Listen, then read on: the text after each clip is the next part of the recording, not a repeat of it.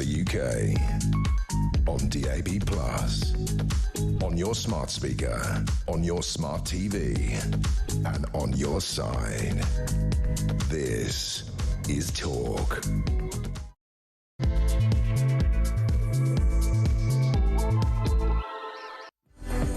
Hello there, and a very good evening to you. It is Petrie here with you through until 1 o'clock, and of course midnight. It is your chance to talk back. And seeing as it's half term, and there's a lot of very serious news around at the moment, I thought we'd talk about aliens. Yeah. Obviously, this is because of Obama. Ex-president, or President Obama, we can still call him President Obama, Barack Obama casually revealing that the truth is maybe out there, hints at a big twist to come in the search for alien life. This is according to a UFO expert, although I'm supposed to call them what am I supposed to call them now, John? UAP, a UAP.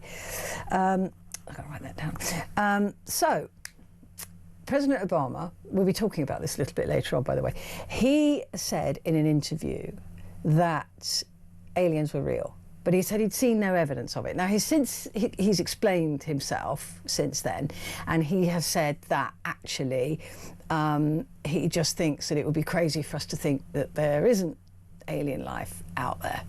So I want to discuss this with you at midnight. Because this has created such a fuss. It is such a big story for a president to say, yes, there is alien life. So I want to know if you believe this. Do you believe this? Have you ever seen anything? Have you ever experienced anything? I mean, I tend to think that the UK, it always seems to be in America, doesn't it? I don't, do we have that many visitations here from potential alien life? I don't know. I've never seen anything, but I would love to hear from you on this. Like I said, because it's half term, and we can have a bit more fun. We'll relax a little bit. So let me know. Give me a call. I'm a little dubious. I mean, I've had very sensible people say to me that they've seen things, but I just can't make myself believe it. So, have you ever had any kind of encounter, seen anything, suspected anything, know anybody that's seen anything? I'd love to hear from you on this. So do give me a call. The number you're going to need is 0344 499 1000. Calls are charged at the national rate, but we do call you back. And text the word talk and your message to 87222. So that's what we're going to be talking about at midnight. So just let me give you an update on everything else that we're going to be looking at in the next few hours. Ed Wiseman is going to be here. He's a travel and transport journalist. Not UAPs, though. I don't know, we might have done. So Ed Wiseman will be here to go through the papers. Richard Lawrence will be joining us to talk about what Obama said about aliens. So this is somebody who believes in UFOs, so maybe he'll make us all a bit more receptive to that belief. Simon Usherwood joins us as well to talk about Labour, the Labour government, and how oddly they're behaving at the moment after that U-turn on those local elections.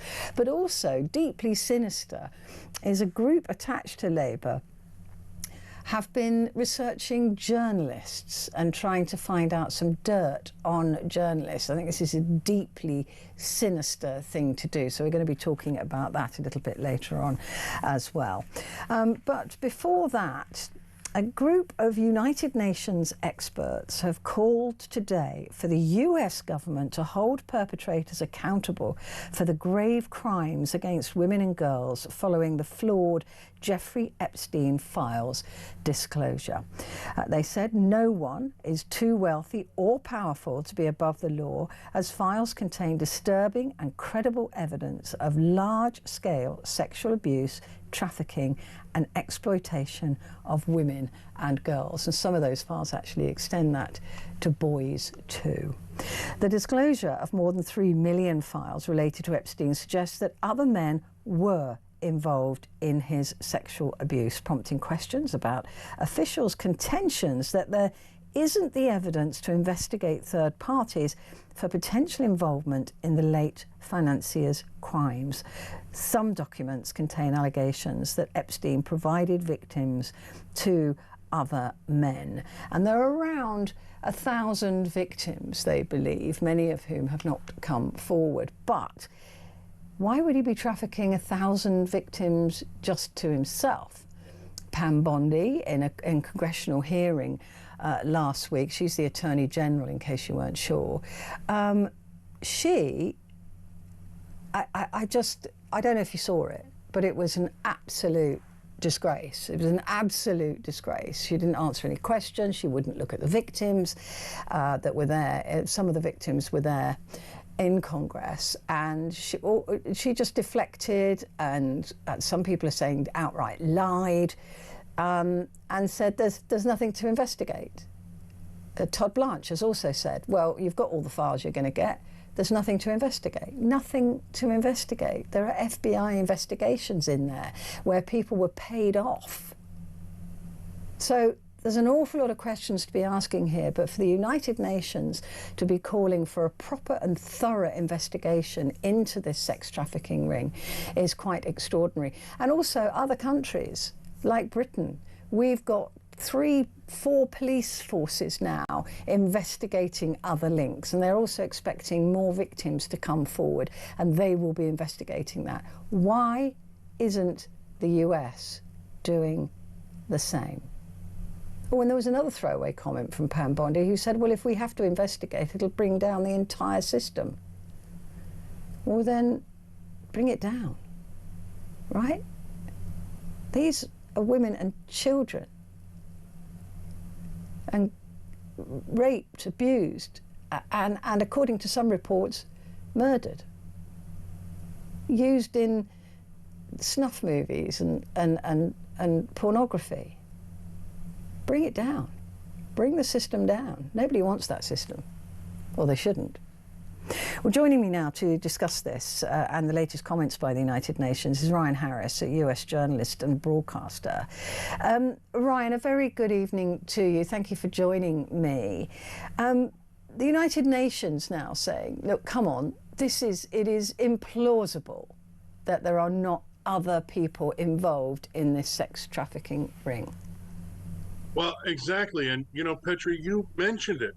There's accusations and pretty serious claims of an international ring of sex trafficking. And if you dive into the details, you know, there are nations in Eastern Europe involved. Then you're talking about transporting people either to the United States or to the Epstein Islands or wherever that might be. And you know, it was like a like a railroad of transportation to bring, and you mentioned, you know, women and young girls, sometimes there are boys involved too, but to bring these people to essentially be slaves for these people, to be under their control, and to basically be ordered to do whatever Jeffrey Epstein or Ghislaine Maxwell told them to do.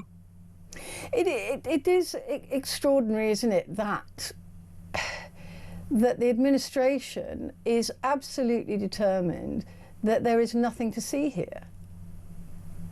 Yeah, and you know, you're absolutely right. And to your point about Pam Bondi's appearance before that House committee the other day, I can't tell you how many people I have seen and read and heard talking about just how dead awful her performance was that day. I mean, first of all, and this is not the first time she's testified before a congressional committee where a press photographer has gotten a picture of her binder and some of the pages in it, and it's what they've dubbed a burn book, where it doesn't have notes for anticipated questions that you're pretty sure some of these members are going to ask. It has notes on all of the Democratic members that she can use, that instead of answering the question, she can deflect and try to take the Democratic members down with little pieces of information she might have about them. Not to mention this whole thing about going on about how the Dow Jones Industrial Average was over 50,000. It doesn't matter if it's over 1 million. As you said, there are victims out there that deserve to have justice. She sat there, stone-faced, when the victims who were in the hearing room there stood up and raised their hands. She was offered the opportunity to turn and say something to them, and she didn't even look at them. She said nothing. She, like you said, she didn't even look at them. But more disturbing is the Department of Justice. They haven't met with these victims. They haven't. She hasn't met with them. There's been no mention of them being taken seriously by the DOJ. Exactly, and there's a whole lot of this nothing to see here, or hey, shiny objects over here, look at this kind of thing going on, in addition to the shell game they played with the release of the documents, where they'll post a batch online and then certain ones will be removed and the website address will be changed, and they didn't account for the quickness of the American and world news media screenshotting all of those and getting copies before they disappeared. But you're right. No, there's been absolutely no acknowledgement. They haven't sat down with these people. They have no intention to investigate. And whether or not some of these allegations and a long list of names is true that are in these files, there's something worthy of investigation at least, and they're not even going to touch it. And that just gives the appearance, whether this is true or not, that they're trying to cover something. But how is this going down with MAGA? I mean, they he campaigned on cleaning the swamp. He campaigned on releasing the Epstein files. Only half of them so far have been released. Todd Blanche says, the Assistant Attorney General says that that's it. There is no more. The rest are duplicates, or they can't be shown because there are police. This is the other thing I didn't understand, Ryan. He's saying, well, some of them can't be released because there are active investigations going on, but we know there are no active investigations. Well, there's no active investigations in the federal government, but there might be state-level investigations, right, which happens quite frequently. Crimes are committed, and they're investigated on both the state and federal level. Even still, they were required to release, by the law passed by Congress and signed by Donald Trump into law, all of the Epstein files. Some of the information could be redacted. Now, they've also, in just this past week, sort of late on Friday, I guess, trying to sort of slip it in under the radar, what they call, take out the trash time when you get the media releases on Friday evenings there. This letter that's supposed to be the conclusion, their final report on the release of the files, saying, there's nothing more going to be released. We've released it all. And there's a list of names in there of people who might be prominent political or other figures. And we might have missed some of those names. That was unintentional.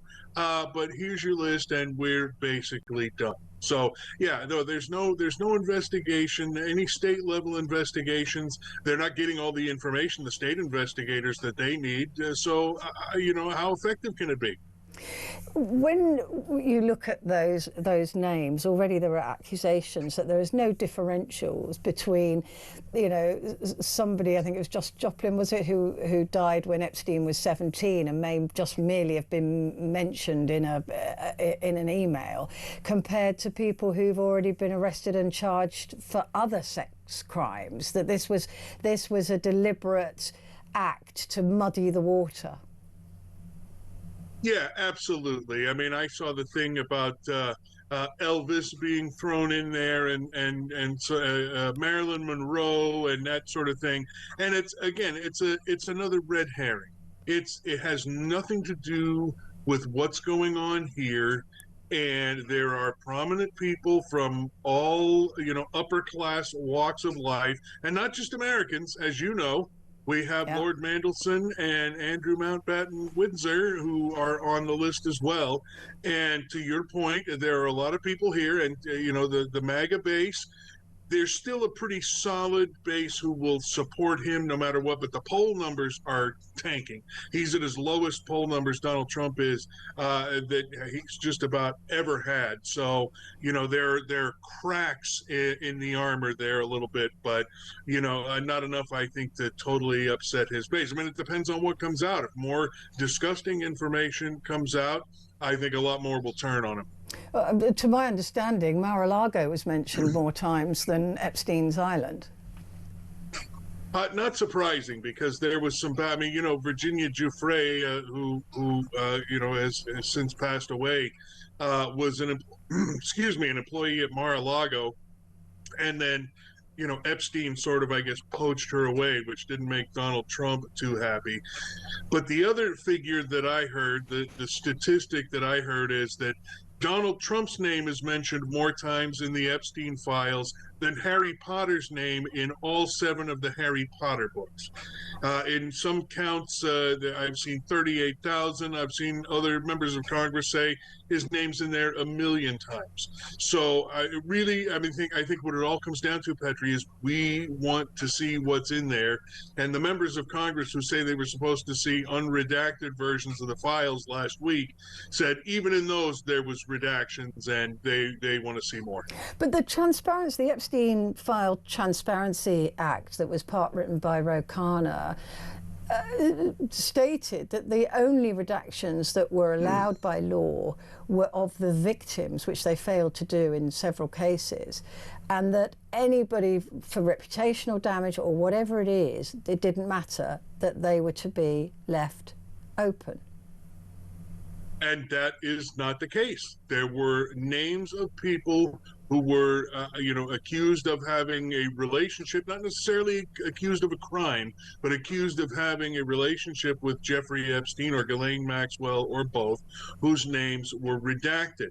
Now, I had an interesting conversation with a dear friend's 16-year-old son the other day, who told me it doesn't matter if the names are redacted.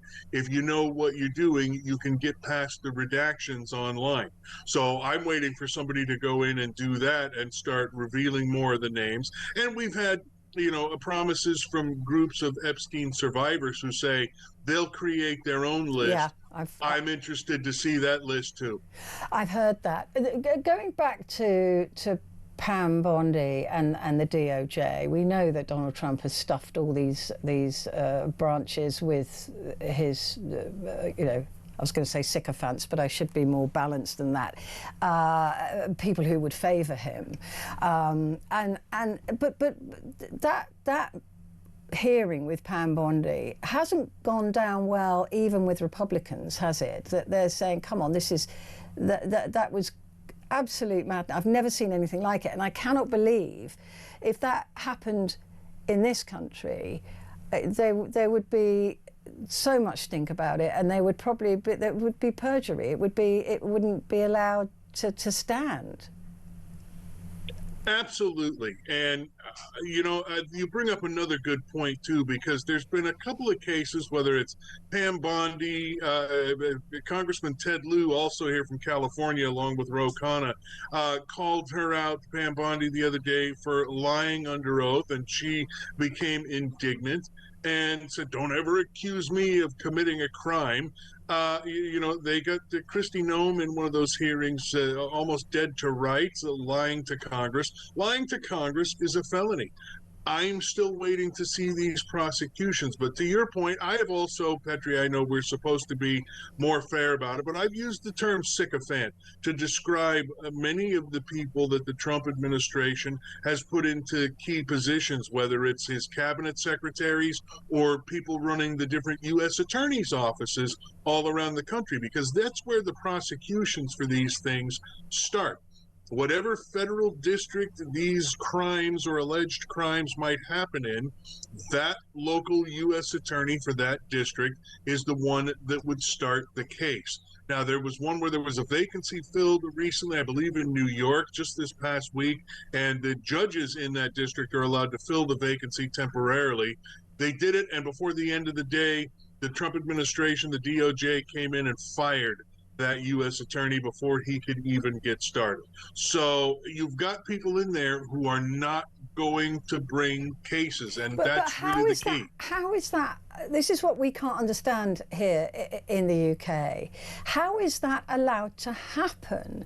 How is it that I mean, our judges are independent, right? So, and maybe that is a problem with the US, that they're all politically aligned. But it seems to be absolutely bonkers that the people who might want to hide something have got control on whether that is ever revealed or not. That just seems to be completely out of order and something that we can't understand. Well, Petrie, it's bonkers to many of us too, because there are a lot of people in this country, well, regardless of what the crime is, whether it has to do with Epstein or anything else, when they see a prosecutor failing to act, they throw up their hands. Why? What's going on? Why are you not doing this? Now, judges here are also supposed to be independent. They're appointed for life and supposed to be free from political constraints. They are political appointees, and a president or whomever's going to appoint them will try to, a conservative president will try to appoint a conservative judge and that sort of thing. But even judges that were appointed by Republican presidents have ruled against the Trump administration countless times since this whole thing has started. What will happen next, do you think, Ryan? I mean, will there ever be an investigation? Can this, because with the statute of limitations as well, that's a thing that Ro Khanna's trying to make sure there isn't a statute of limitations on these crimes. Yeah, and I would like to think that, and I Petrie, confession, I should have done my research on the statute of limitations for these things, but, I mean, the clock starts ticking when new information is revealed as well, when these things first come out. But, I honestly don't think we're going to see much of anything happen until we get a new administration that isn't loyal to the MAGA movement. That's extraordinary. It really is. Ryan, great to speak to you. Thank you very much indeed for joining me. Ryan Harris there, US journalist and a broadcaster. I'm going to take a break. Back in a sec.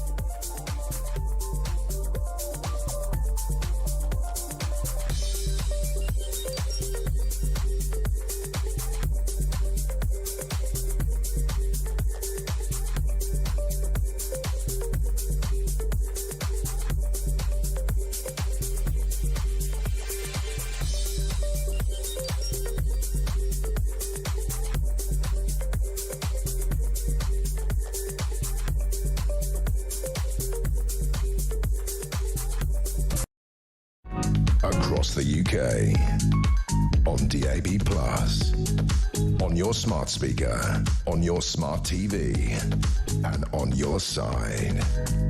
This is Talk. Hello there, this is Talk, and it is Petrie here with you through until 1 o'clock. And coming up at midnight, it is the phone in. It is your chance to talk back.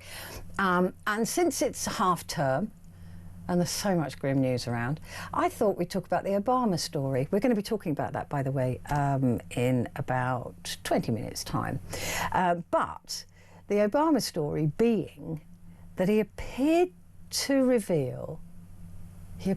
confirm that aliens exist. Now, he's since kind of reclassified that and said, look, actually, what I meant was. But when he was asked in a quick-fire round at an interview, were aliens real? He said yes.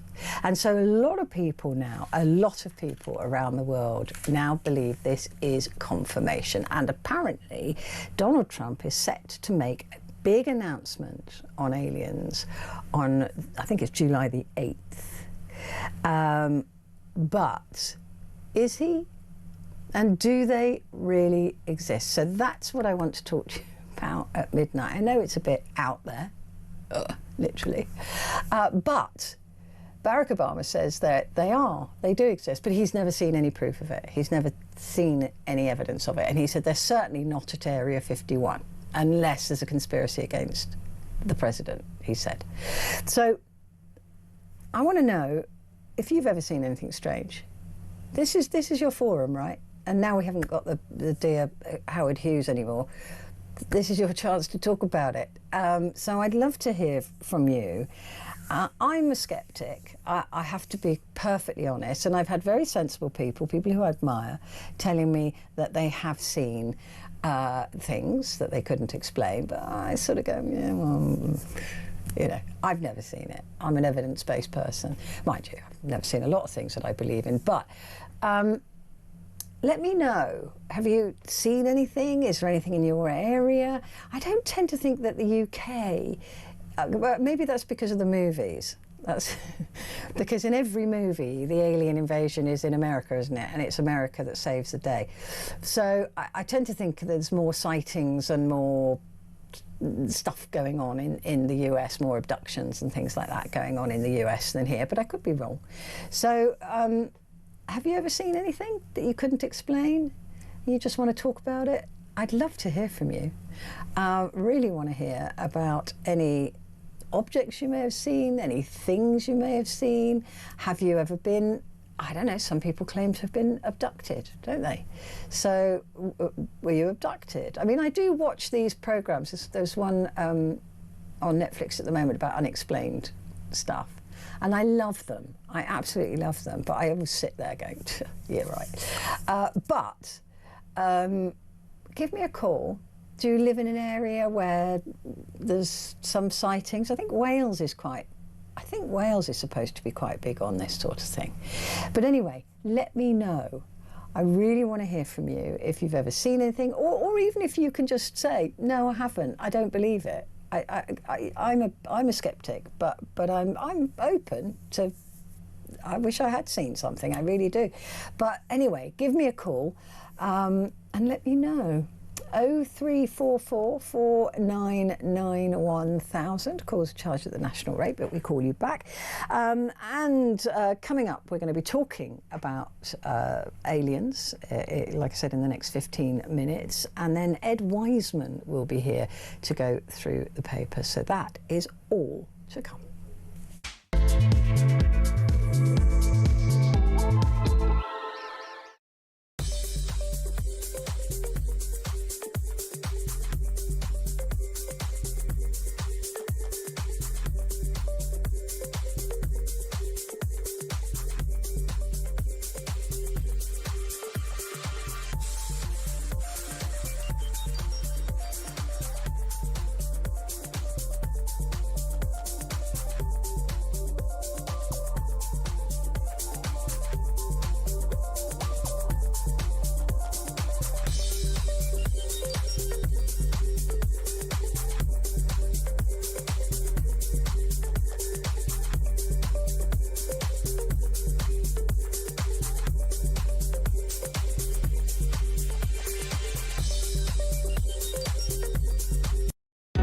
Across the UK, on DAB+, on your smart speaker, on your smart TV, and on your side.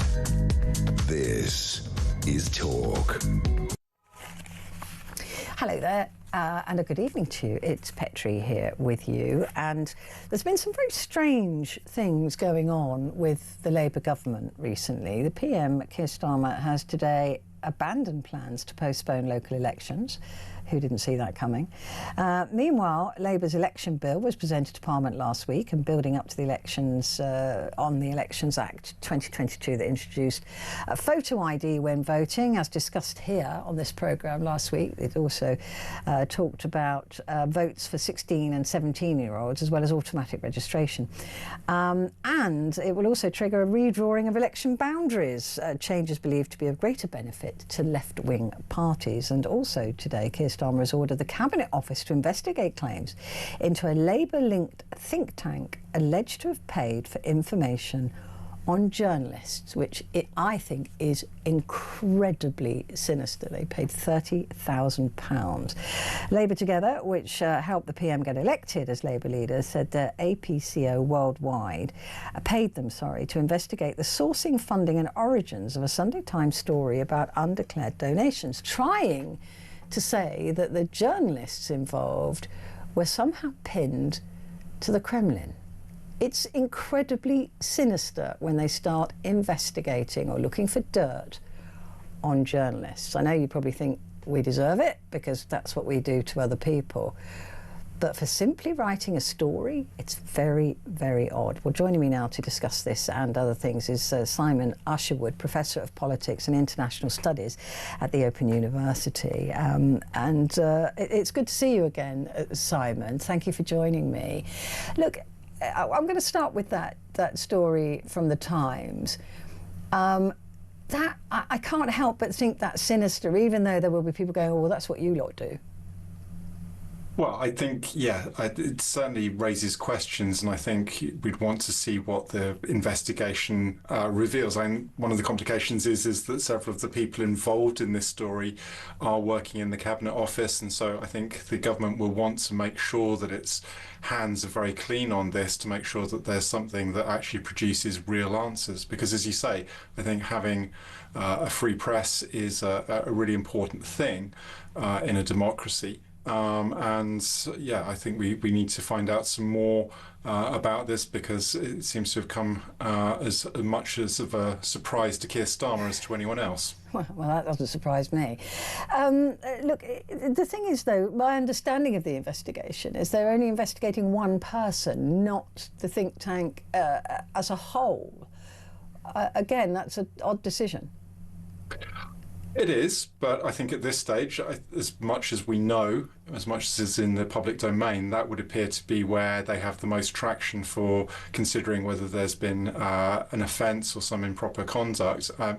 Whether that then leads to something wider, I think we'll have to see. But, it does raise broader questions, and I think this kind of comes on the back of all the points that you're raising, which is that there's a wider sense of disorganisation. Let's be generous. Yeah, I was going to say the wheels coming off. I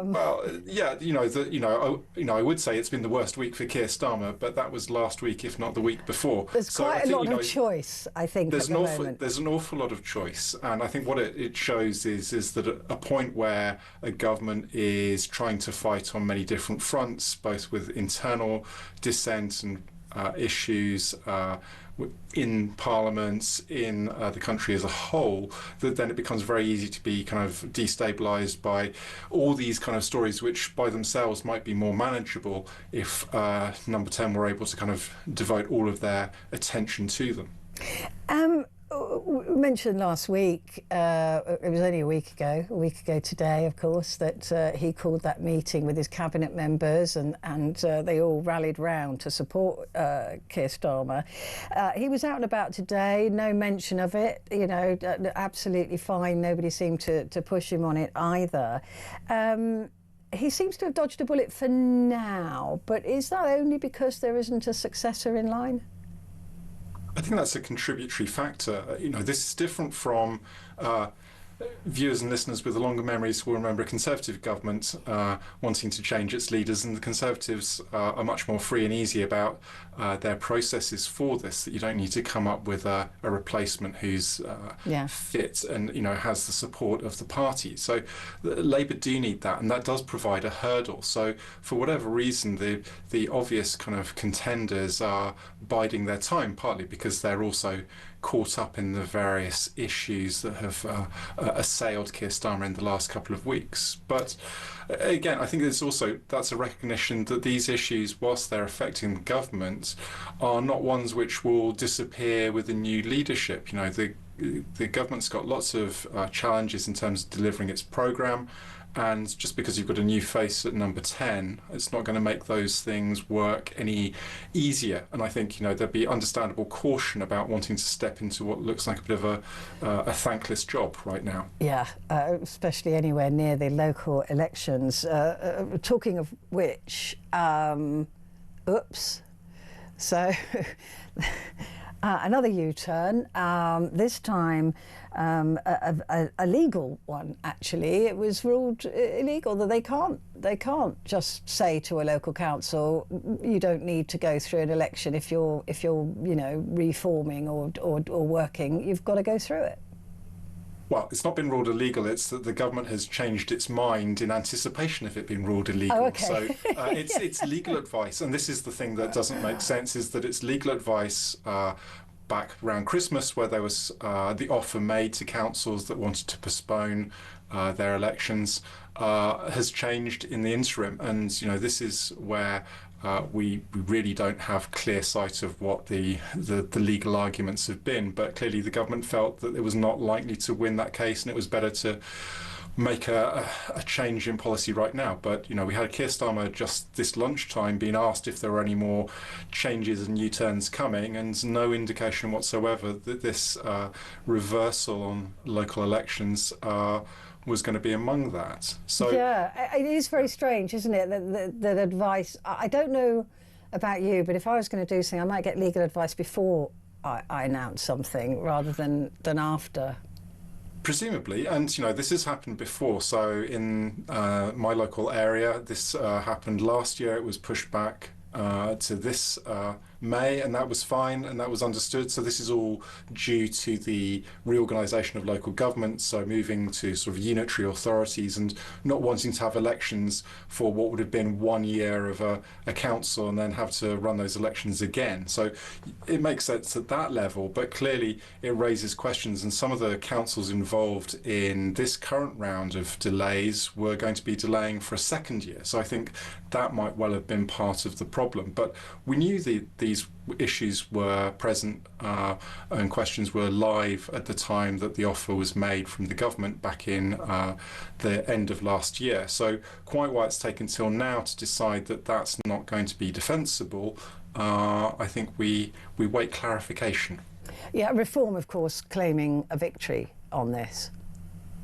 Well, their legal case, I think, has been a catalyst for this, and the fact that we were moving towards a hearing in court later this week, I think, probably pushed it over the edge to the point that the government decided to choose discretion over valour. Let's have a look at this redrawing of election boundaries. Now, of course, the government in power is going to do what would benefit them. I mean, I think I was talking to my son yesterday and saying, well, why don't they just actually do the job we pay them to do, and then they wouldn't need to be these shenanigans to get people's votes, because people would want to vote for them. However, that doesn't seem to be on the table. So it seems like getting 16-year-olds involved, again, helpful towards the left-leaning parties. Automatic registration and redrawing of election boundaries seems to be the answer. Well, I'm going to push back a bit on that. And firstly, the impact of 16 and 17-year-olds voting is likely to be very minimal. I think the modelling that we've seen for the last couple of general elections says at most 1 or 2 seats would have gone a different way. So one of the things we know about teenagers who can vote at the moment is that they don't really vote. Yeah. I think that there is something to be said for trying to build the habit early. One of the best predictors of whether you go and vote is whether you voted before.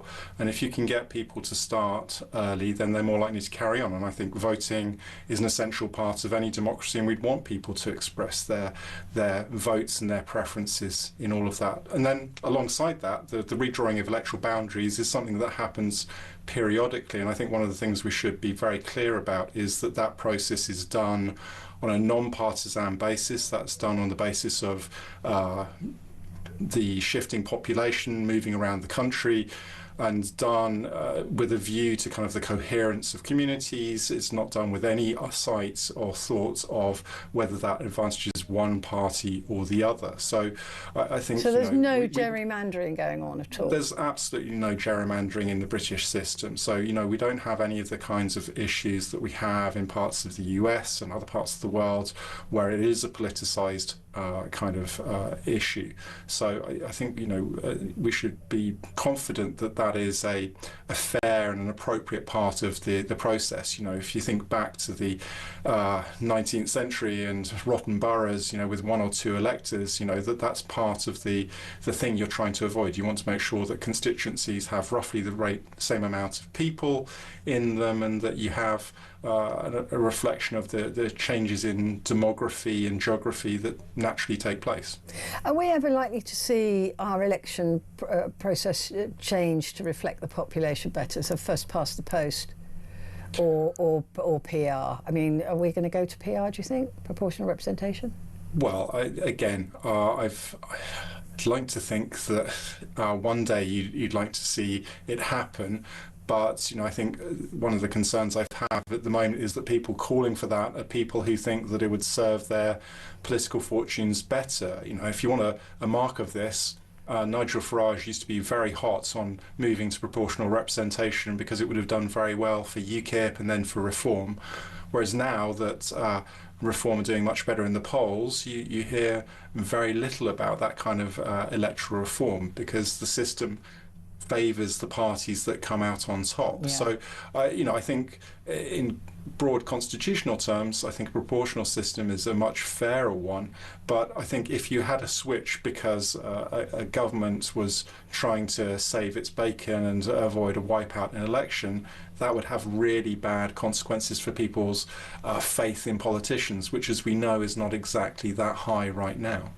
And just very quickly on Reform, there are reports out today that Nigel Farage has said that he doesn't want to be Prime Minister, that he'll take the party to a victory, that he's got no interest in the job, that he's got no interest in the work. What do you make of that? I mean, apparently he's said that internally. I don't have anything to substantiate that, but it's out there on Twitter, it's all over the place. Would that have an effect, do you think, on Reform and voting if people felt that he wasn't going to be there? Well, just to check, this is the same Nigel Farage who some years ago swore off party politics, and was never going to come back to contest elections again. Things change and people change with them, and I think if Nigel Farage found himself with a parliamentary majority at the next general election, he might well consider his options. And clearly the party still relies very much on his brand, his personality, the connection that he seems to have with the party's core vote, to kind of carry them. And there's not really an obvious successor. We kind of have endless stories in the media about various local councillors, candidates who have said or done things which would seem to have no place in kind of polite democratic debate. So I think we should be very cautious about what he says, and part of that is also about trying to forestall the critique that he would become Prime Minister. And we know, as much as he has a strong core of popularity, he's also one of the most unpopular politicians in the country, and that's genuinely against some very stiff competition from other leading political figures across the political spectrum. So I think worries that Reform have that people will vote tactically against them, that might be part of it, that they can then say, well, you don't have to worry about having Nigel Farage in number 10 because he's not going to do it, and then, well, facts happen. Yeah. It is absolutely fascinating at the moment, not in a good way, but it is fascinating. Simon, thank you. Simon Usherwood there, Professor of Politics and International Studies at the Open University. Stay where you are. We're going to be talking aliens next.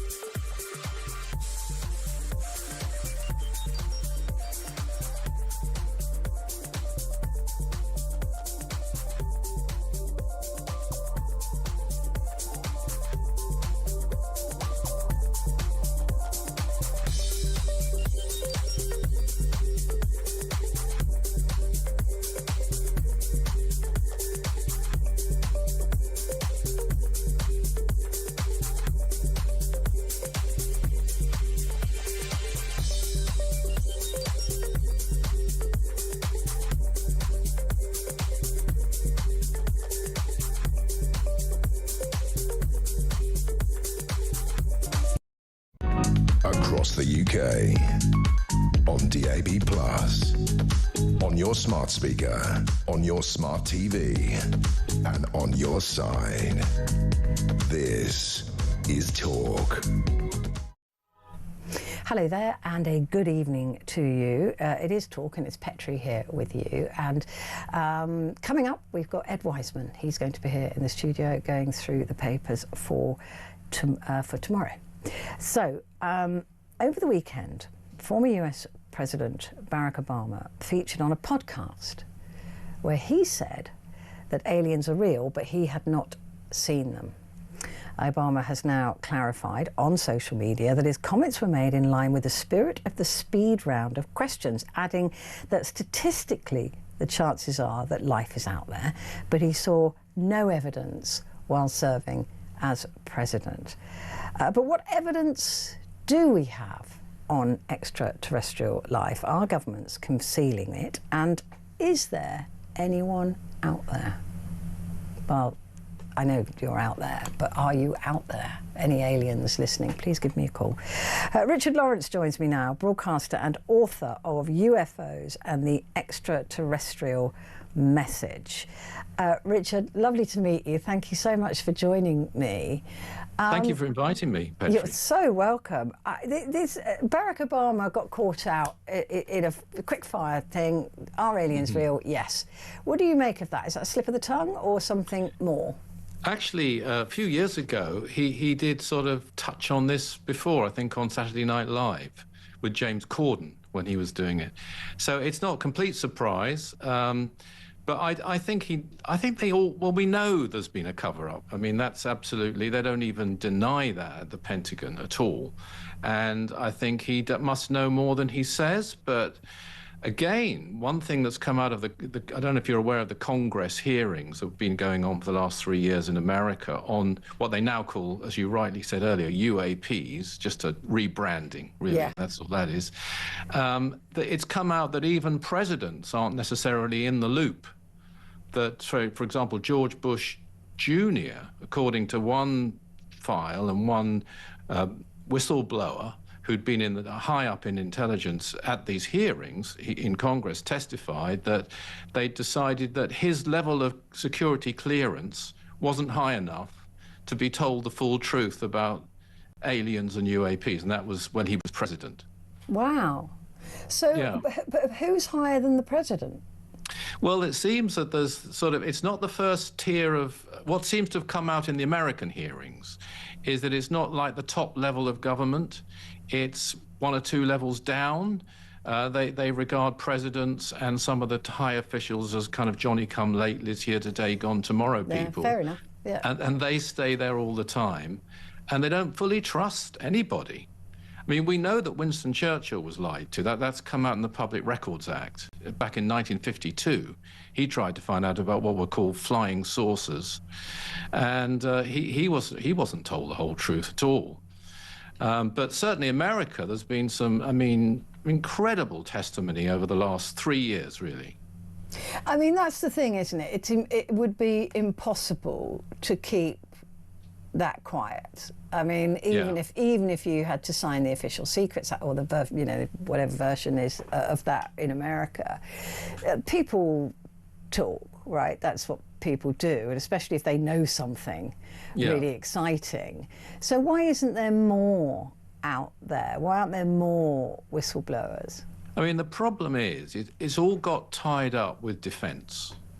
So even over here, the department that deals with it, or dealt with it, they claim they've closed it now. It was the British Ministry of Defence, and over there it's the Pentagon, and it's all tied in with, could this be Chinese technology? Could this be Russian technology? Really, I think the experts that have come forward have said that the capabilities of some of these craft is way ahead of anything we have on Earth. For example, they can go through the water, and I'm now quoting testimony from mainly military personnel and intelligence personnel, naval personnel in America. I think our government is very sheepish, very unsatisfactory, to put it politely, on the whole topic. Keeps very quiet about it. Doesn't deny it, really. Just says it's no threat to our defenses. But in America, some of the testimony is incredible capability, ability to surpass gravity, to go through the sound barrier without a sonic boom. Very technical things that craft that we have could not do. For example, just to give one example, in the hearings last September, they showed some footage. One of the, and this is congressmen and women from Democrat and Republicans coming together on this to try and get this disclosed, because they're being lied to as well. They're being told their security classification isn't high enough. These are elected congressmen and women and senators. But one of them brought forward some testimony, which was a Hellfire missile, which is their finest missile, which could destroy a tank. Any known craft could be destroyed by this on Earth. They had footage of it firing at a UAP and literally bouncing off, and the UAP continued. And this was shown to everyone on Congress and on television. All this stuff you can find on the internet. I mean, you have to be careful about disinformation.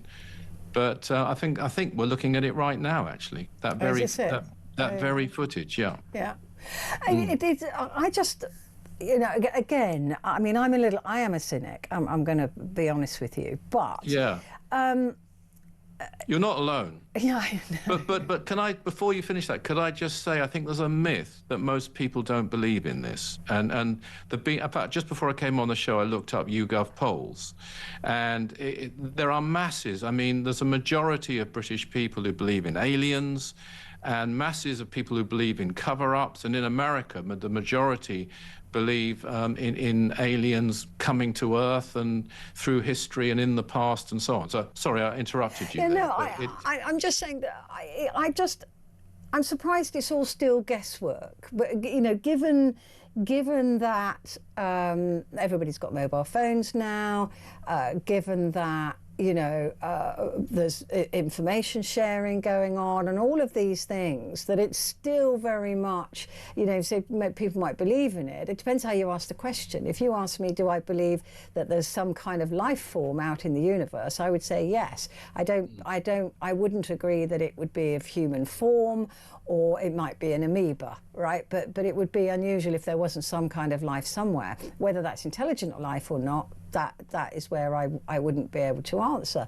But it depends how you ask the question. Do I believe there's things out there? Yes, I absolutely do. It would be crazy not to. But like I said, do I believe they're intelligent and they've travelled to Earth and they've kept themselves hidden all this time? No, I'm not buying that. Well, that's fine. That's your view. I mean, excuse me. This poll I looked up from YouGov said that 37% of British people believe there's intelligent life in this solar system. But I think what we have to remember about this is not a sort of 21st century phenomenon or even a 20th century phenomenon. This phenomenon has been with us for thousands of years. And very often connected to spiritual events. For example, in the Hindu scripts, they have a word, Vimana, which is a flying celestial vehicle. One of them is the Pushpaka Vimana in the Ramayana, which carried people, traveled between India and Sri Lanka, and performed what we would call magic, tremendous effects. The Star of Bethlehem, I know people raise their eyebrows, but if you believe in the story as given, was not a star. It guided people to Mount. I'm just giving some famous examples. Yeah. There's plenty of others, and indigenous cultures and cultures throughout history. The interesting thing, I think you've hit the nail on the head, if I may say, which is, okay, we can say, look, we don't think aliens would come here, and or rather put it this way, if they did come here, they'd make themselves known. We'd know about it by now. That's, I think, what Stephen Hawking said. Because they haven't done that, we don't believe in them.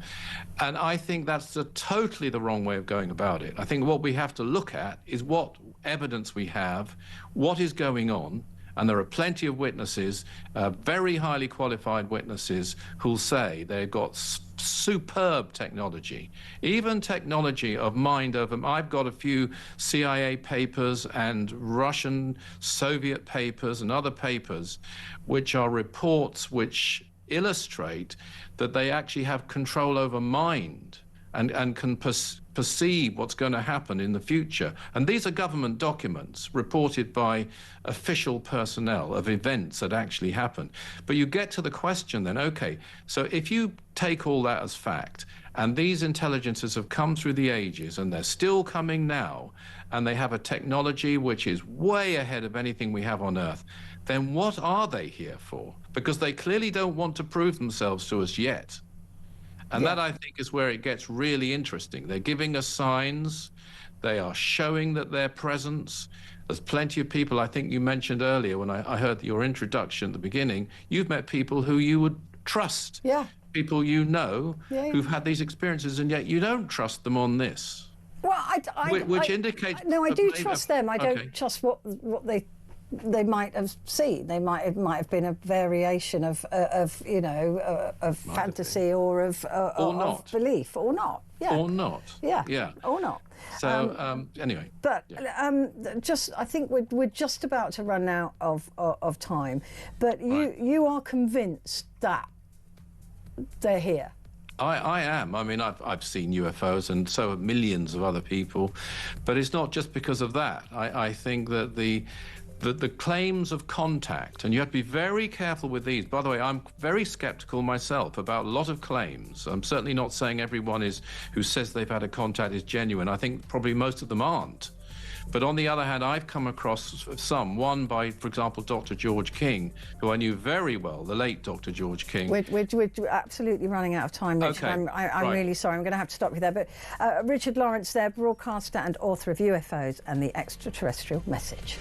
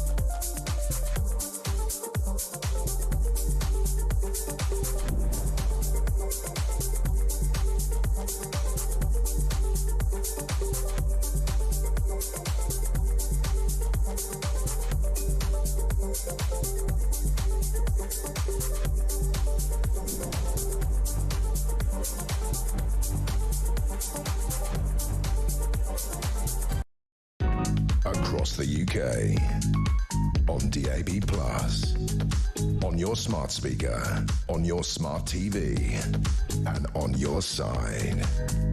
This is Talk.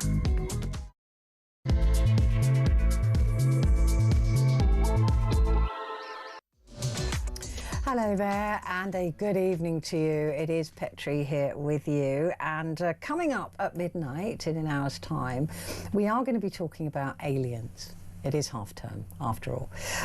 But just that conversation that I was having there with Robert, what did you make of that? Yes, it was Richard Lawrence. Are you with him? Do you believe it? Do you believe that I mean, he's very plausible, very sensible, talked a lot about congressional meetings and hearings and all that thing, and lots of evidence. I just have this, and that it's been going on for, I mean, there are cave paintings with images of aliens or spacecraft. So I know that it's gone back millennia, but it doesn't mean that it's necessarily true, right? I'm sceptical because I've not seen anything, and I'm sort of an evidence-based person. Mind you, I believe that Iceland exists and I've never been there. So, you know, maybe I'm wrong on this occasion. So I'd love to hear from you and what you think. Do you believe that, you don't even have had an experience of it, but do you believe that there is intelligent life out there? I mean, there's barely any intelligent life here, let alone out there. But is there intelligent life out there, do you believe? And do you believe that they have visited us? And are there places in the UK where there are visits? I mean, it all seems to be in America, but like I said, that might be my reference to these, you know, end of the world movies that I watch, where it's always America and they always save the day. So I'd like to hear from you. Do you think that these things do exist? Do you think that if they did, they'd bother with us? Do you think there is intelligent life out there? And have you seen anything? So give me a call. I'd love to hear from you on this. 0344 499 1000. I am a skeptic, but I'm open. If I saw it, I'd be like, oh, okay. Calls are charged at national rate, but we do call you straight back. And you can text the word talk and your message to 87222. Well, joining me now is Ed Wiseman, transport and travel journalist, just the person to ask about aliens. Of course. Or UAPs. It's kind of near my brief, isn't it? It's an unidentified anomalous phenomena. Yeah. I prefer UFO. It's much easier to say. I think I prefer UFO. I'm a believer. I think there must be something out there. As you put it, the idea of us being the most intelligent beings in the universe is But we're appalling. an accident. Yeah, of course. We're a complete freak of nature. But yeah. It was an accident. We are, you know, we weren't. There was no divine arrival. We were. Well, the Star of Bethlehem, as we heard earlier, might have been a spaceship of some description. Well, I don't know. I didn't really understand that. We weren't there. And as you say, I've never seen Iceland either, or a pine marten. Yeah. And yet I let you believe they exist. Pretty much. But you see, that the thing is that I would love it if it were true. I hope it's true. But when you consider how human life developed on Earth, and we are the result of sort of 5 complete wipeouts of this world. We weren't the first to arrive here. There was all sorts of creatures before us, and it was only because they were wiped out they made space for something else to come out of the sludge, and that turned into us. So we're also an accident of atmosphere, of biology, of chemicals, distance from the sun, all of those things. We are a complete accident how we occurred. Now, it could be that there's been another accident occurred in another universe. I mean, it would be... Or the other side of this one. It's quite big. It is bigger than I can even imagine. And we wouldn't have heard yet. That's the other thing. No, well... necessarily. It depends how long they've been... around. Travelling.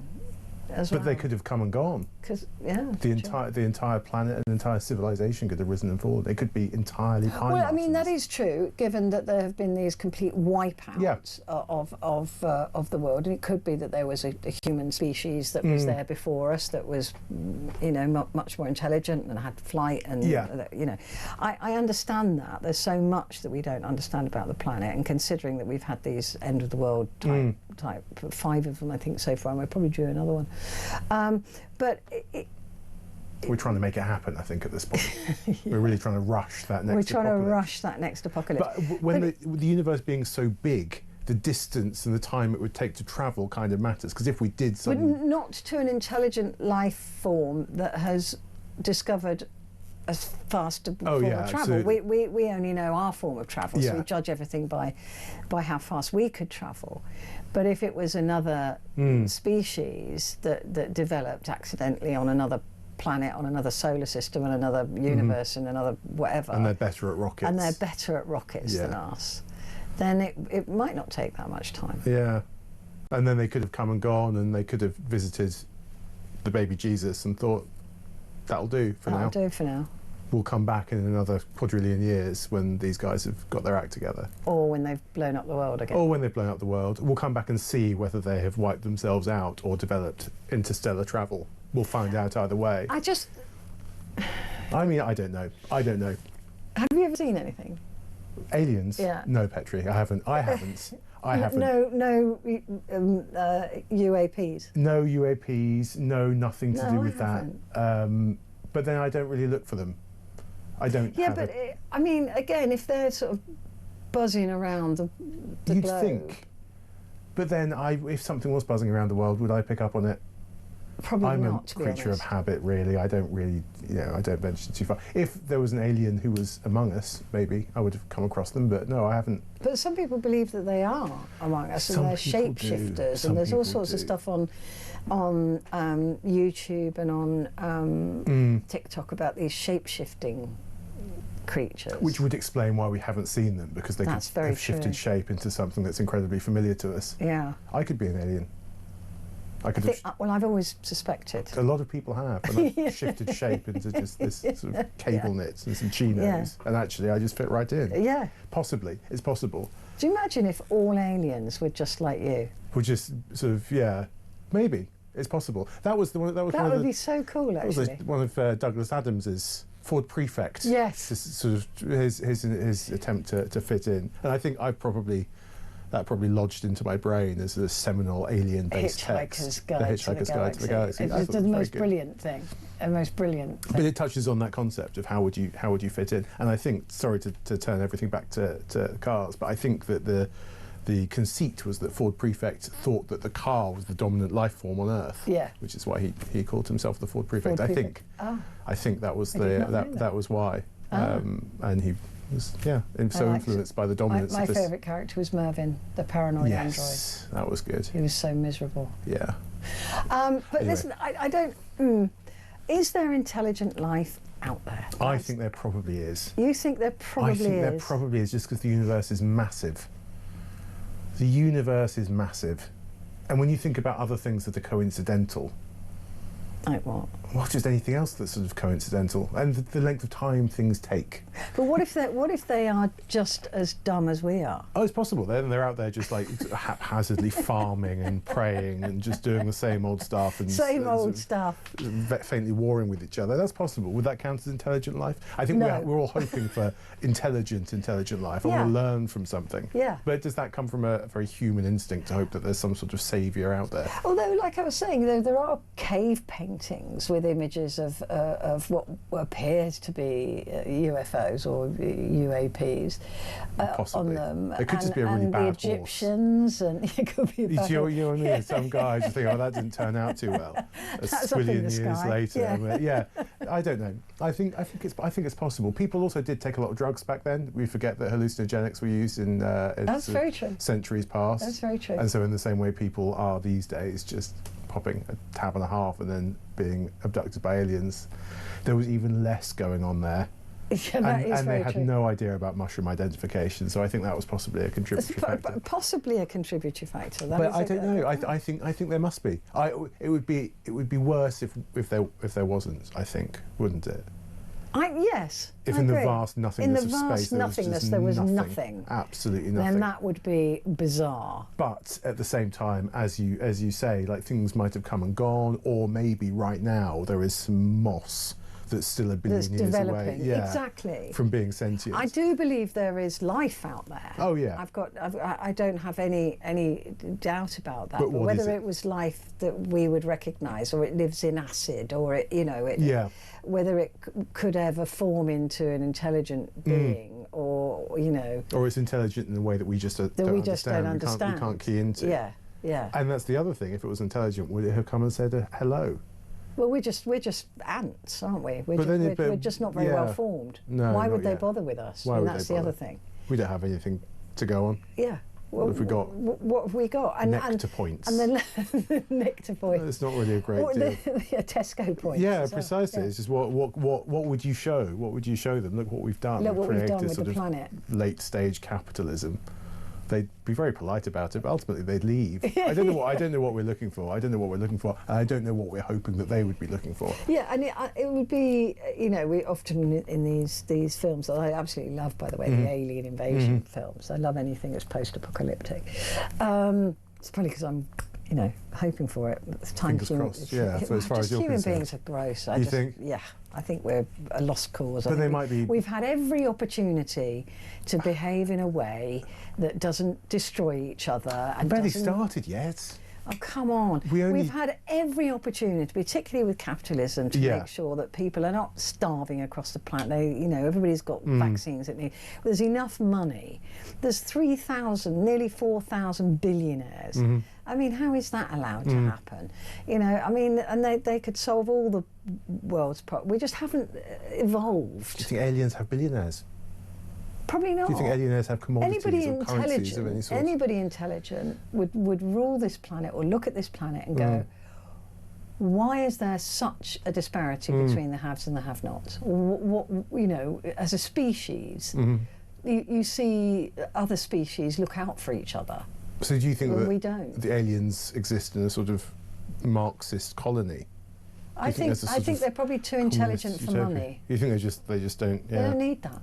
Or the reason why they are so intelligent and they're in such a better position than us in the cosmos is because they are still moss, and they haven't got prefrontal cortexes. They haven't left their Devonian oceans to come and have shops and fax machines and tasks. Exactly. And they're just existing. And low-paid jobs. Precisely. They're photosynthesizing somewhere on some moon. Yeah. And are happier than we'll ever be. Yeah.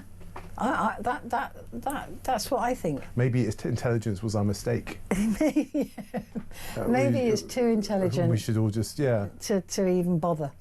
It's going to say I'm going to stay here. Or it went full intelligence and did a full U-turn and just went back to being a blob. Yeah. That's what I think we should do. Maybe we're on our way there. Did you hear intelligence is waning, apparently? I didn't read the article because I have no attention span left after 2 years of social media use. But apparently, no, so intelligence is dipping in the developed world, apparently. I'm not surprised because nobody has critical thinking anymore. No, I've got no clue. I've got no clue at all. But so perhaps your girlfriend is so clever. She's very bright, yeah, absolutely. How does she put up with absolutely, you? I don't know. You're very lucky. I know, I'm incredibly fortunate. I think I was thinking about that earlier, actually.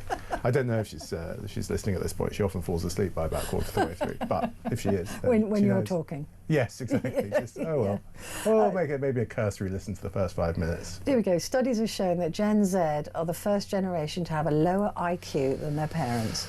Interesting. So it's the beginning of the end. It's the beginning of the end. We're going, see, this is what I'm saying. We're returning to the oceans. Yeah, good. Well, mind you, we've damaged them now. We can't exactly what's left of them. We'll be getting into them like a hot bath. Just dip our toes in. We just made such a mess of it. I just would have thought that human beings would have risen above war and. But by now. Yeah. I reckon eventually. Except that that's all about money. All of it's about money. It's all about money. It's all about the money. It's all about the defence contracts and the money and the supposed mine's bigger than yours power. It's pathetic. It's pathetic. Anyway. We're going to take a quick break, come back and look at the papers. Ooh, papers.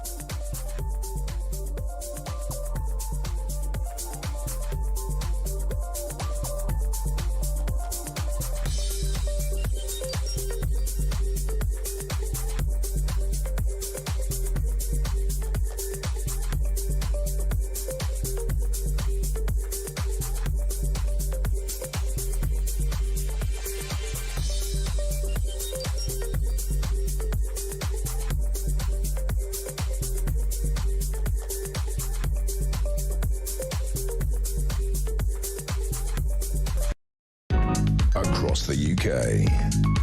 On DAB+, on your smart speaker, on your smart TV, and on your side.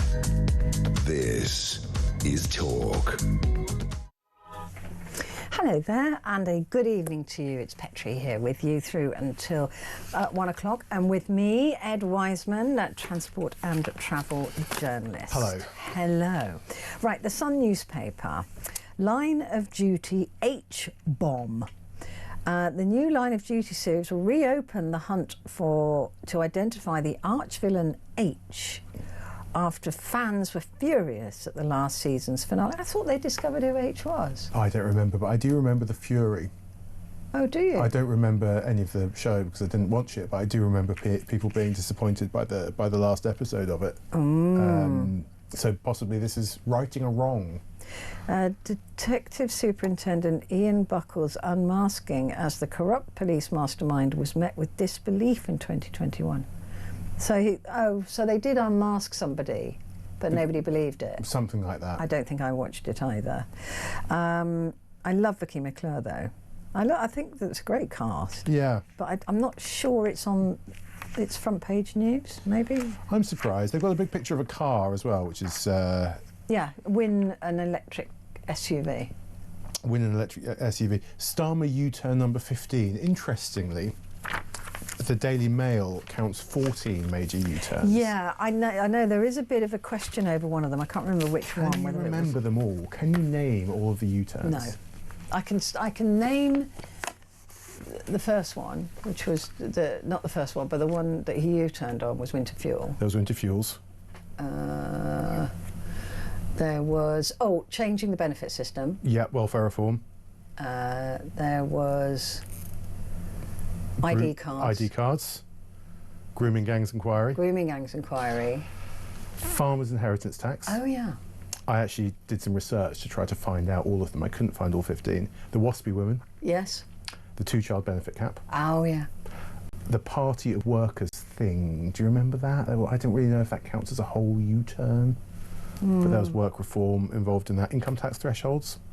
Oh yeah. Which was a problem. And pub rates. Pub business rates. Oh yeah. And now the local elections. I can't count 15, but I'm sure that other people have been keeping. I'm sure that they can. Yeah, there must be. But yeah, I mean, is it a U-turn or is it just a different direction? Well, it was a legal action, wasn't it? Reform spent 100. It was a lot of money. There was a lot of money, yeah, and I mean, and that is that's on the front page of the Times. Starmer's plan to delay elections abandoned. Council vote back on as reform forces a U-turn. So rather than it be found to be illegal, they changed. They just capitulated, and it does say halfway down the fourth paragraph, Farage confirmed that the government would cover reform's legal costs for the challenge. Well, there is no government, it's our money. It's our money. It's 100 grand. It's 100 grand, which is actually quite good value. I know we keep coming back to bat tunnels and the cost of digging tunnels and things like that. So 100 grand is probably only about 8 inches of smart motorway, but it's still a lot of money. But it's good. It's good that they knocked it on the head now. I know 100 grand sounds like a lot of money, but isn't it so much better that it was only 100 grand and not 10 times that if it had actually gone to judicial review? That's true. But why didn't they get the legal advice before they announced it? Maybe they did, and they thought, we'll chance it. Nobody will mind. Or, at the same time as trying to curb jury trials, they thought, let's get everything out of the way. Curb jury trials, quash some elections. They're not going to get away with that one. No. But that'll be another U-turn. The Prime Minister was forced into they're saying 14 here. U-turn when he ditched the policy in the face of a legal challenge from Reform UK. The decision increases the political jeopardy for Starmer before May's elections at a time where dire poll ratings and continued threats to his leadership. A lot of people believe that he's not going to survive the local elections. Yeah. I wonder if that's true. I don't know. Well, he's pretty determined. Yeah, I think he is, but I mean, what else is going to happen? There's 15 new turns here. Change to fiscal rules. Okay. Waspy women. Employers' national insurance. Oh, employers' NI. Yeah. Legal definition of a woman. Winter fuel allowance, disability benefit cuts we covered, national green agains we covered, national income tax increase we covered, two child benefit cuts, unfair dismissal protections. That's it. Inheritance tax change for farmers, business rates for pubs, mandatory digital ID plans, and delay of 30 local elections. Oh, and Parliament over sensitive documents to a committee. It's been a busy U-turn. Yeah. It's more of a roundabout, really, isn't it? It's bad. I think it's quite bad. But then once you're into this, it must be awfully difficult to get out of a rut of just saying stuff. And then look at today. I mean, you've got, you know, the whole journalists being investigated by the Labour think tank that got kissed. I mean, it's sinister. A lot of it's quite creepy. It's creepy. I feel as though Mandelson's been a bit of a wrong un since forever. Before I was. He was fired a couple of times from jobs for various bad behaviour. Yeah. So it's not, you know, it wasn't like he wasn't known to be not a safe bet.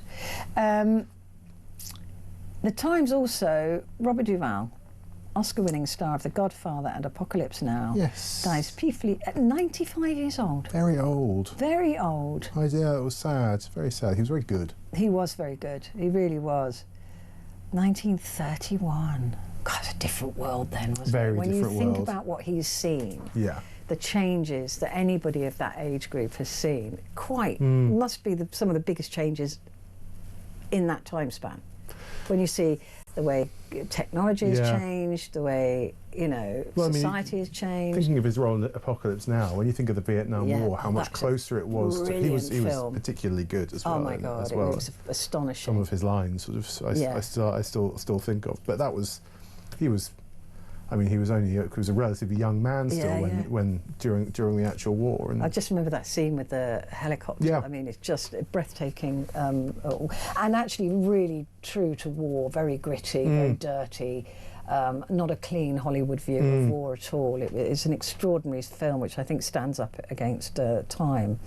And claims that Romeo was a bully. Yes. I don't think we're talking... Are we talking about... it's not Shakespeare. It's not Beckham? It's not Beckham either, although that's a sad story, isn't it? Yeah, Dame Antonio Romeo claimed that the outcome resembled a cover-up and accused her of supporting and pursuing a chilling campaign to silence. The investigation into bullying claims against the UK's frontrunners has become the UK's most senior civil service. Right. Infighting. Yeah, the backbiting, backstabbing.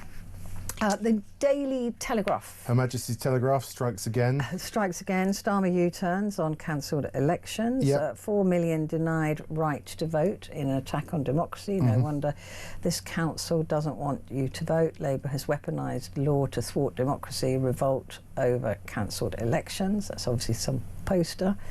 I keep saying this to people, is that if governments just did what they said they were going to do, and did their job properly, there wouldn't be any need for shenanigans. Because we'd want to vote for them, right? Well, theoretically, some people would. Yeah, but then, more if they went, oh, OK, Labour's come in, they've manifesto pledged to smash the gangs and they've done it. They've stopped the boats, they've fixed the NHS. There'd be a lot of people who would vote for that.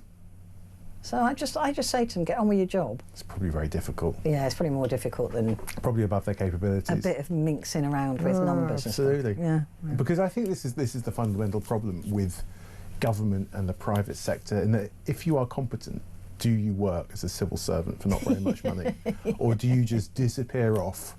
Go and work for a private company. And go and work for not even, it doesn't even have to be an evil company, just a better remunerated role. Are you likely to dilly-dally? And are you ever likely, if you do dilly-dally, to meet someone else competent? Not even competent. I think that's unfair, because there are a lot of civil servants who are very, very good, but I think they probably do have a bit of a brain drain problem. Yeah, possibly. And I think that's true across all government departments, and that if you are excellent, you do have a difficult choice to make between staying put with limited budgets and limited scope and an ever-changing revolving door of people telling you what to do or not do, or go and get paid an extra 100 grand to go and work for private equity. I know what I'd do. I think I know what I would do as well. Or I know what I would do, maybe not what I would have done when I was 26, but I think it takes a certain type of person to stay put. Yeah, yeah, then maybe that is a problem. This one's right up your street here on the front page of the Telegraph. Vauxhall selling diesel cars again after a reversal on electric vehicles. I couldn't substantiate that. Stellantis, which owns Vauxhall, is selling diesel cars again. I don't think Vauxhall is selling diesel cars again. I couldn't. So it wouldn't be branded as a Vauxhall vehicle? I don't think so. Opel, which is what Vauxhalls are sold as in Europe, they have got more, or they've rolled back their intent to remove diesel from the forecourts, which is very interesting. I think it shows. So this is in Europe, not here. Yes, yet. The author Matt Oliver is assuming that this will filter through to the UK, which isn't always the case. We don't always get exactly the same cars. Obviously, it's different. Belgium and the Netherlands. I thought they were phasing out diesel in this country. I mean, I think the last time we spoke, we talked about them removing diesel from forecourts, didn't we? It's probably happening somewhere. Yeah. But there are still people buying them, and they do still make a kind of reasonable choice if you have a caravan and you do thousands of miles at a time. But it's cheaper, is it? Isn't diesel more expensive? Yes, it's more expensive to run your car on it, generally speaking, but it's just a better powertrain for those kinds of use cases, which are quite niche use cases, and I don't think that's going to be the case forever. But right now, if your SsangYong Corando has just broken down and you need a new towing vehicle for your very large caravan, you could look at a diesel SUV, because it has that low-end torque that you need, and it's happy to... It's all about the torque. It's all about the torque, and it will cruise down to, it'll sit on the A303 at 48.5 miles per hour quite happily there. Not annoyingly at all. Not annoyingly at all, exactly. But I think it's a really interesting set of stories. I think Reuters actually broke it a few days ago, but it doesn't necessarily mean that we should all rush back and buy diesels. Important to remember that Stellantis' main market is the US, which has massively rode back on anything resembling environmental policy for everything, a while. I think now, all the environmental stuff. And this, in fact, the next story to it is Donald Trump has attacked Ed Miliband for striking an inappropriate green energy deal with one of his political opponents. The US president criticised a memorandum of understanding struck by the Energy Secretary and Gavin Newsom, the governor of California, after Trump warned the UK's got enough trouble without getting involved with Gavin Newscum. Yes, it's not very imaginative. It's not very presidential. Not very presidential, but also not very good. That wouldn't have lasted in year 7. No, it really wouldn't have lasted. You would have had to think of something else. So much better. Yeah. So much better. Yeah. But no, I think it's. I think that whole. It's quite depressing talking about what human beings are doing to the earth. It's quite bleak. It is bleak. It's quite bleak. On the other hand, there are lots of stories where progress is being made. Yeah. And actually, diesel now accounts for less than 10%. In the UK? In Europe. In Europe in particular. Wow. But, and that's a very recent change. I think EVs only overtook diesel sales in about 2023 or 4, and now EVs account for about 20% of new car sales, which is up massively from even only a couple of years ago, and up even further from 10 years ago. So we're not going to deep fry the oceans just yet. Just yet. I mean, we're slowing down. More of the issue is the rubbish that we're dumping into these areas. There's a lot of rubbish being, and also a lot of that rubbish is being dumped in the pursuit of building supposedly clean energy. China, sorry to go on at such length about electric vehicles, but one of the problems facing European manufacturers is that China is just so much better at building electric vehicles. So if you are sitting there with 100 years of expertise on internal combustion and production lines that have been optimised for it, and someone else, like the leak motor on the front of the Sun, these things cost nothing. These things cost absolutely, I think, worth over 30k, like 30,004 pence. And China is just churning them out and sending them over here. And there's no way that Vauxhall could compete with that. There's no way that Stellantis that's a good point, actually. So they're choosing not to, and they're building something they're good at, which is, unfortunately, runs on Diesel. Yeah. It's a very good point. I love this on the front of the Telegraph. It's a matte cartoon of a spaceship. It says, Obama says aliens are real. I hope people never find out that we went to Epstein's parties. Yes, he is very good. He's very good. Matt is very good. He's one of the few things I miss about the miserable newsroom that they all work in.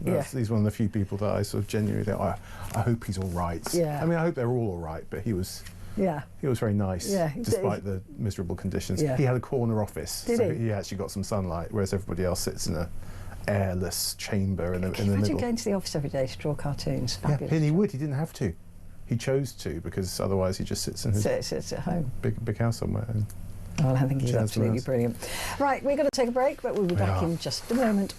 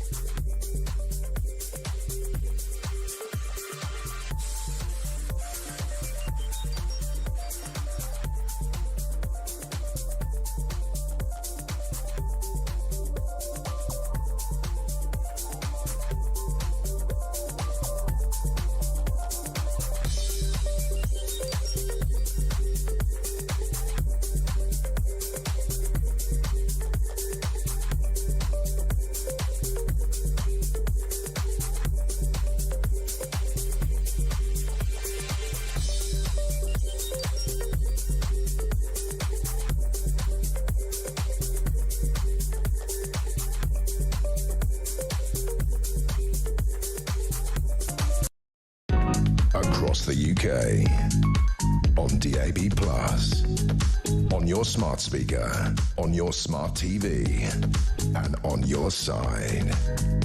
This is Talk. Hello there, this is Talk, and it's Petrie with you and with me, Ed Wiseman, travel and transport and travel journalist. I'll do anything. You'll do anything. You always introduce me as a transport and travel journalist. You'll I'll do anything. Food. I'll do like light industrial commentary. If any editors are listening, what should I just call you, a jobber? Honestly, he'll take anything. A jobber. Exactly. Honestly, I'll take it. I'll take it. Yes, I am sorry for bringing everyone's attention back to cars at almost all times during our conversations. All right. That's all right. I just realised there was a car story. There was sort of a car story, and there was a electric. Sort of, I made it happen. Yeah, you made that happen.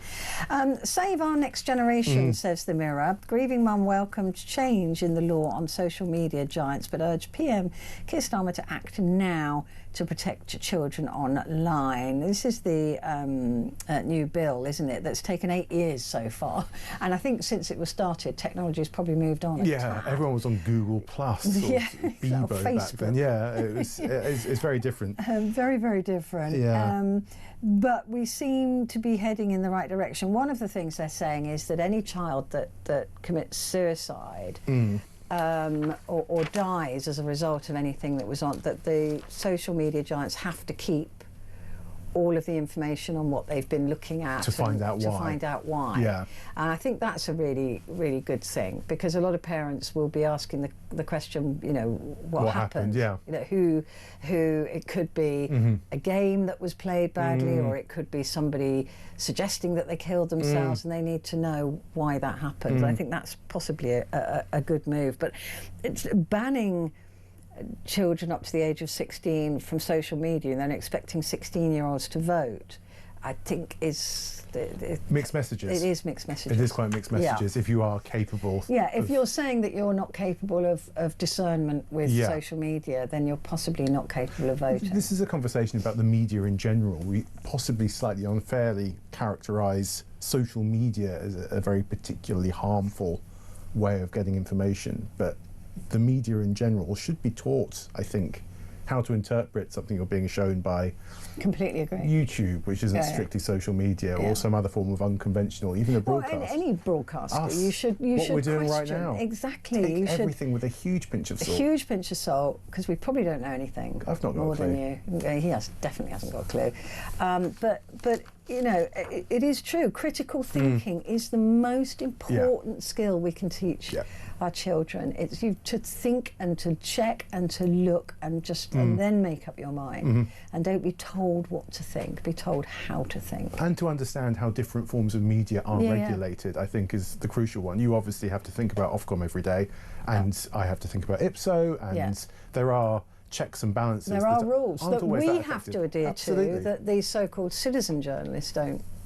Well, just anybody who can be spewing out the most lies stupid and possible stuff on TikTok doesn't have to. And I think it is important to, it's not so much that everything that you see on the television or hear on the radio or see in the newspaper is true, but that content has been made in a very different regulatory environment to what you might be finding on Roblox or YouTube. Very true. And I think that's something that just doesn't really come through. It's not so much that social media is evil, it's just that it's a different context. It's the Wild West. Yeah, absolutely. It's the Wild West. But then so is the playground. So are loads of other. It's as unsubstantiated and unchecked as almost everywhere else that you're going to be getting your information. I was talking to somebody the other day who said that they were approached by somebody recognised them and approached them in the pub, and said, I won't mention the network, but basically said, oh, I'd love to work there. I send you guys loads of footage and loads of stuff, but you never show it. And this person said, well, what is it you send us? Oh, I send you loads of pictures of you know, Muslims. Oh, I see. Yeah. And they went, well, in what context are we meant to show that? Exactly. You know, pictures of Muslims. Yeah, in what context is that meant to be shown? Yeah. What are you? You know, we can't just show innocent people when we're talking about terrorism, because that implies that they're, you know, what you. Well, yeah, well, you know, it's just so a lot of people don't get that. Don't understand that there are about 5 different rules. So many different rules and laws. Yeah, about implicating innocent people. No, absolutely. Exactly right. And I assume he did have an axe to grind, or he had some sort of ulterior motive. Exactly. And those ulterior motives are at least diluted under the rules that broadcasters and print media have to operate. Yeah. You can't go all in. Yeah. I mean, there's a lot of stuff out there that makes the right-wing papers look quite tame. Yeah, absolutely, absolutely. And people always question, you know, well, why, you know, what are you doing on Talk? You should be on the BBC or you should be LBC or whatever. Yeah. By the way, I've done both of them. Completed it. Completed that. I've got all the cards in the thing. Not GB News. But no, but it is to do with balance. Yeah. And you know, and accuracy. If I've got a different angle, different take on it, that's a good thing. Yeah. Balance is sort of. But the balance has to be well within the realms of. Yeah. You have to be able to stand it up. Yes. If you get a solicitor's letter here, you do have to be able to go into a meeting and say, I said X because Y. Because of substantiated. Yeah, exactly. No, we are scrutinised. There's a system. Absolutely. Some places better than others. Yeah. Yeah, I agree. I think, I mean, I know you don't like the BBC, but I think the BBC probably does it better than most other places. Do you? From a purely technical perspective, I think there probably are more thorough checks and balances at the BBC. Yeah, I would say so, but some of the things that they pull you up about, it's just like absolutely ridiculous. Some of it's nonsense. I remember one time I was talking about the number 94 bus. And which is a really good bus, by the way, from Shepherd's Bush all the way into the West End. And I was saying, oh yeah, but the trouble is, you know, now it takes ages because there's loads of roadworks, blah, blah, blah, blah. And I had the editor of the day come in the break and say, you can't say that. And I went, sorry? Why not? Because we haven't invited the operators of the 94 bus to come on and explain. Right of reply. Right of reply. And I went, that's a lived experience. There are roadworks. You think I'm lying? You think I'm making it up? Well, you can't. That's not balanced. I was like, I mean, honestly. Did you not have the same sort of rules? Clearly, opinion. Clearly. Yeah, but you know that was a step too far. Yeah. And another time, somebody said, "Oh, I like your perfume," and I said, "Oh, it's I can't remember what it was." Anyway, I said the name of it. I got a bollocking for that. That's verboten. Yeah. I knew that was verboten. Well, I just said, oh, it's Gucci, whatever it is, Touch. Burberry Touch, sorry.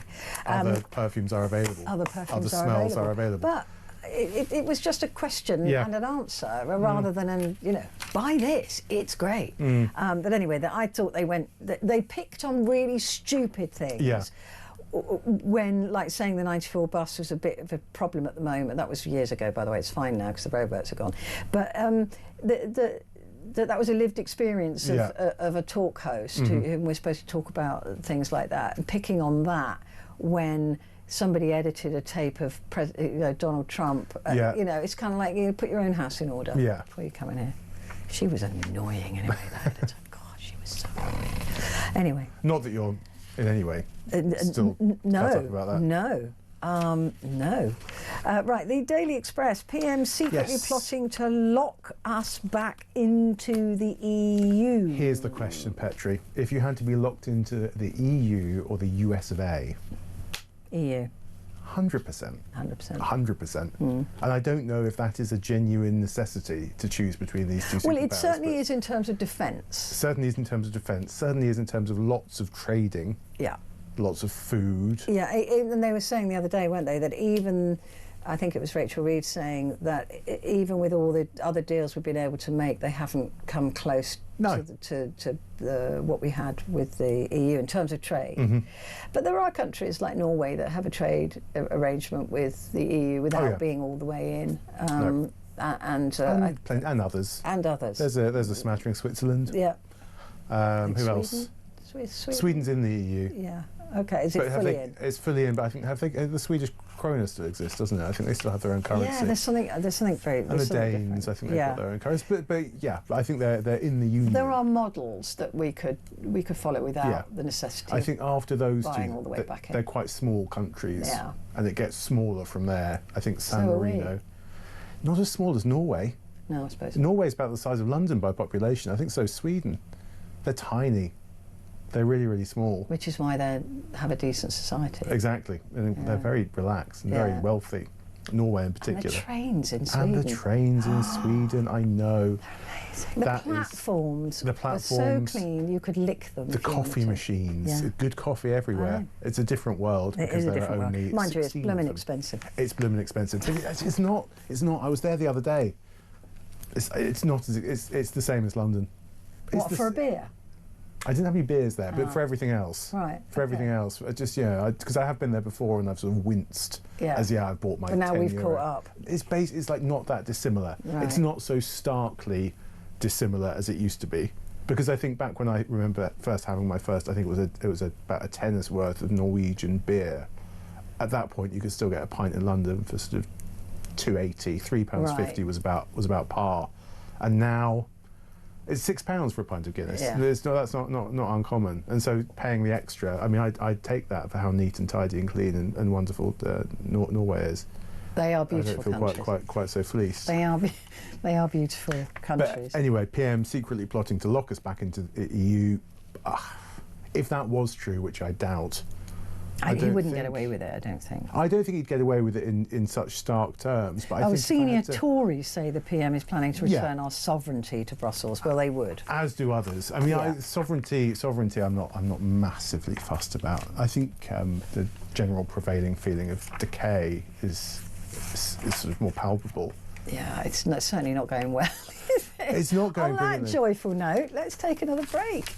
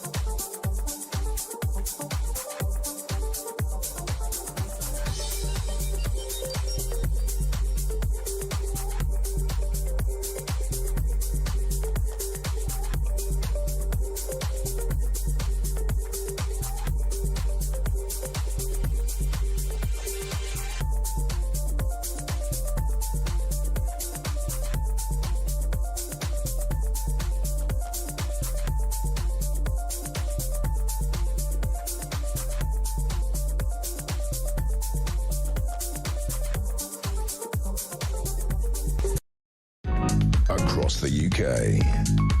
On DAB+, on your smart speaker, on your smart TV, and on your side. This is Talk.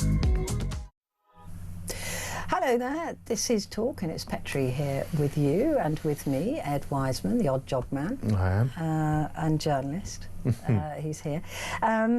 The Daily Mail, again, going big on Starmer forced to face the wrath of voters, 14th major U-turn, humiliated PM as to abandon plans. Also, guess who wasn't at Cruz's 21st birthday party? I bet you can't. I have no idea. I mean, I know I wasn't. I know you weren't. How do you know? I know. Oh, yeah. You know, I can just tell. I'm not their type. Yeah. Exactly. So I think I could guess pretty reasonably. Plus, I hate parties. I could actually keep guessing. In fact, I don't think I could guess who was there. I think I'm so off the pulse that I wouldn't be able to give you a successful well, I'm guessing account. It's Romeo. Oh, yes. I'm guessing. I think that's a fairly good guess. Yeah. There'll be lots of others that weren't there. Like you said, we weren't there. But yeah, I guess that's the story. Anyway. I assume that's the story, but we'll have to turn to page 9 tomorrow. Yeah, tomorrow to find out. By the Daily Mail at 6:01 a.m. as soon as the news agent opens. Here we go, the Daily Star. Are you on the Star? Daily Star, news with a wink. Duval dies at 95. Godfather legend Robert Duval has died aged 95. His wife, Luciana, said goodbye to one of the greatest actors of all time. Apparently there was a massive age gap between him and his wife, but they were together for 30 years. I think that I saw that. Hang on, let me. Of course, there's a massive age gap. I didn't realise he was 90. Yeah, 95. He must have been weirdly old for a while. He must have looked quite good for his age, because he's been middle-aged since. Yeah, here we go. Still nothing from that. This is from my producer, Gabriella. Oh, Robert Duval died. Did you know his wife is 40 years younger, but they've been together for over 30 years? Then she bracketed, I went down a bit of a rabbit hole. But evidently, probably still there, clicking through Wikipedia. There. Yeah. No, that's quite sweet. That is very sweet. But no, I wonder when. Yeah, remarkable. Because he's always been old. Yes. He's always been old. He's one always of those been old. always been old. You're absolutely right. Talking of which, my girlfriend's getting very into Poirot at the moment. Is she? David Suchet must be of a similar age. I think he's still alive, isn't he? David Suchet, yeah, he's still alive, but he's not 95. How old is he? Because Can we look that up, guys? He has also been old since forever. Hello? Can we look up David Suchet's age, please? John Suchet is his brother, isn't he? Is he still alive? I don't know. Oh, we should look on our website. Are they dead yet? Are they dead? Is there a website? Yeah. Are they dead yet? I think How famous do you have to be? Am I on there? 79. 79. Oh, okay. David Suchet is 79. Because he's also been an oldish man since. Yeah. Well, he's been playing Poirot since the 80s. For a long, long time. Apparently, he put something in his shoe to give him that funny walk. Interesting. Yeah. That sort of like that little shuffle. Little shuffle walk. Yeah. He's a real method actor. He looks the part. He's what we think of Poirot now, isn't he? So she'll be watching all the backdated films and all that. Yeah, seemingly. I don't really. It's just on an iPad on the bed, and I just think, oh yeah, I remember that. Yeah. It's quite good. It's fine. Yeah. You don't mind? I don't mind. It's hard to mind, isn't it? He's very, very good. As a televisual, as media goes. That's very true. Unlike very true. some of Robert Duval's stuff, which is quite in your face. In your face. It's quite intense. Yeah, and wouldn't help you with sleeping. No one. The director's cut of Apocalypse Now is not likely to help you drift off. No, the director's cut, definitely not. Farage forces election U-turn, that's on the eye. And then, greetings, Earthlings, why Obama isn't alone in believing in aliens. You covered this an hour ago, didn't you? Yeah. You were talking about this exactly. Earlier on. Yeah. The FT, China greets Lunar New Year. So Happy New Year, Happy Chinese New Year. Women wearing traditional dress walk in a park on the eve of Lunar New Year in Beijing yesterday as China ushers in the year of the fire horse. I thought it was just horse. I thought it was just horse. I learned very recently that the years there's a flavour. Oh. I think it might be fire, earth and water. Yeah. So it doesn't just go horse, rat, snake, whatever, ad infinitum. I think I'm a dragon. But are you an earth dragon? I think I'm an earth dragon. A fire dragon, or are you yeah? I think I'm an earth dragon. I'm not sure. I didn't know that either. But apparently there's more depth to it, which is kind of interesting. It's really interesting. Well, every day's a school day. Every day's a school day. I like learning new and stuff. I think because China is sort of becoming a major power, we're going to have to learn more about this. We are. In the same way that I already know a great deal about American culture, I'm going to have to really swat up on. Yeah, you are. At some point, it might become important. I think it probably already is. Okay, so that's happy Firehorse. Rubio and Orban as well on the front of. Yeah, that's a loving we could do without, isn't it? Really, this. Viktor Orban's leadership is essential to American interests. Donald Trump is deeply committed to the Hungarian Premier's success ahead of critical parliamentary elections in the Central European nation. Wasn't there a question, though, over whether the veracity of the Hungarian elections? I think plenty, yes. Yeah, I thought so. No, I don't know. I don't really understand fully what... No, he's a great pal of Trump's, isn't he? Why? Well, we know why. Kind of know why. Yeah, kind of know why. Metro, a PM vows to stop the bots. That's very clever, because I almost did read that as stop the boats. I get it. Yes, I get it. It's very good. Very good, very fun. Online safety worries every parent, says Starmer, as he considers social media ban, but plans will be gaffer taping a pothole if big tech won't play ball. And does it worry every parent, or do some parents not really care or notice? I think probably. I thought there were some quite asleep at the wheel mums and dads out there. Well, it's the Square Nanny, isn't it? It's the new Square Nanny. Yeah. With me, it was Teletubbies. With my son, that I was going to say, Square not Nanny. with you. Not with me. No, I'm far too old. But he's saying that he'll sort that out in my happy place with Professor Green. Yes, he's on the property pages. I suppose that's the cycle, isn't it? You give it he's 5, an adult 10 years, and now you're a grown up, and you're a grown being up. asked for. 60 seconds with Jason Donovan. I once spent more than 60 seconds with Jason Donovan, really? But I wished it had been less than 60 seconds. Really? He was in a real mood. Wow. He was really, really, really, really grumpy. He's quite happy in this photograph. Yeah, I didn't, and I just had to say to him, I don't particularly want to be here either. There was a prereq. I don't do prereqs anymore. Yeah. But this was at another radio station. He was so miserable. Oh, Lord. Anyway. Is the Metro trying to own this campaign? Are these some of their photographs of previous headlines that they've run? In what sense? In the front, are they the Metro headlines that they're going for? Are they sort of saying we're leading the charge on? Yeah, probably. Because Metro uncovers AI dark side. AI chatbots. Yeah, AI chatbots told teen user thinking of suicide, just do it already. Yeah. Nice. The Guardian, anger as PM abandons plans to delay May elections. NHS plan for measles is clearly failing children. Is it the NHS plan, or is it because adults are not having their children vaccinated? Well, that's kind of it, isn't it? Yeah. Are we heading into a slightly anti-vaxxy era? Yes, we are. Because there's a lot of scepticism. I know, but the measles outbreak, there's a massive measles outbreak in London. And if your child if they've got to isolate for 3 weeks, so a vaccine takes about a split second. And you might not be allowed in school if you haven't been vaccinated, apparently, in some North London schools. Yeah. But is this just a natural response? Is this an inevitable response to vaccines becoming too commonplace and effective? I think so. You just forget about it. You forget about it. I mean, people haven't seen the effects of...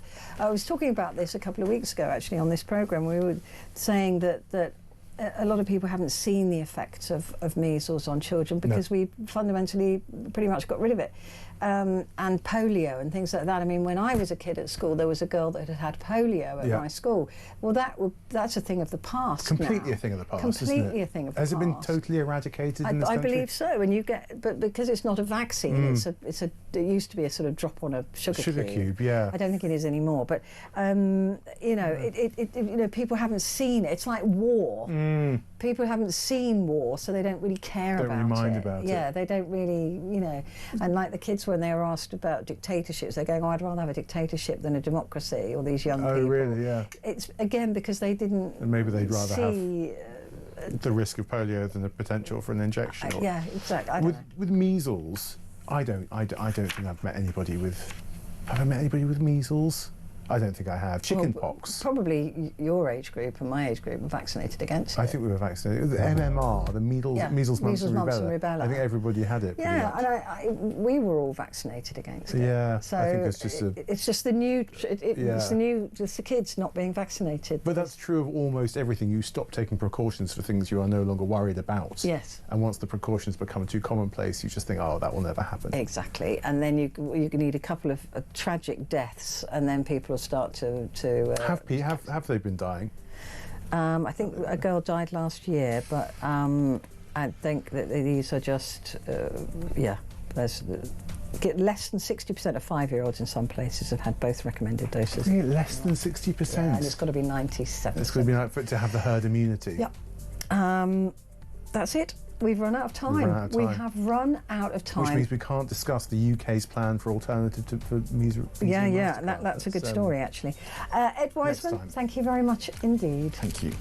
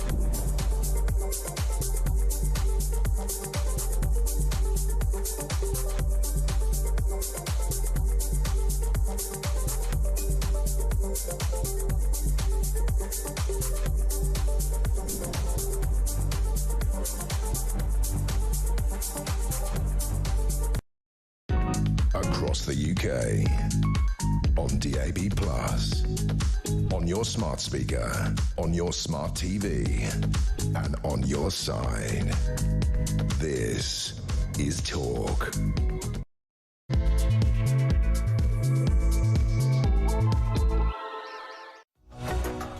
Hello and a very good morning to you. This is Petrie here with you for the next hour, and this is your chance to talk back. And given it is half term and there's a lot of very serious news around, and actually quite a lot of boring news around, I thought we'd talk about aliens. And the reason we're talking about aliens is because former US President Barack Obama has said that they're real, that aliens are real. And a lot of people are thinking that this is preparing us for some big announcement that Donald Trump is supposed to be making in July. But he's clarified his remarks. Now, he was on a podcast and he was asked if aliens were real in a quick fire round, and he said yes. Since then, he's clarified it by saying, he said, they're real, but I haven't seen them. They're not being kept in Area 51. Obama clarified in an Instagram post that his remarks weren't to be taken too seriously, though said statistically it is likely that extraterrestrial life exists. Oh, we've got a clip of let's let him say it. This is Barack Obama. Are aliens real? They're real, but I haven't seen them, and they're not being kept in what is it? Area 51. Area 51. There's no underground facility, unless there's this enormous conspiracy, and they hid it from the President of the United States. What was the first question you wanted answered when you became president? Where are the aliens? Where are the aliens? So that was him. Isn't he lovely? I miss the days of President Obama. I mean, look, whether the Americans thought he was a good president or not, I just thought he was a decent man. Just seems like a lovely man. Anyway, that's what he said. Now, this has been taken as a bit of a ooh by a lot of people who do believe.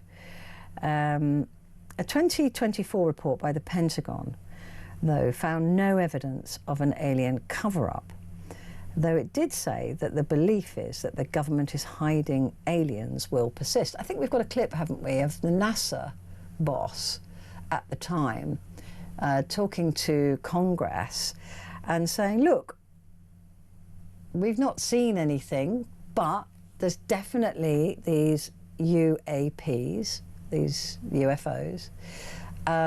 We can't explain what they are. So here he is talking about it.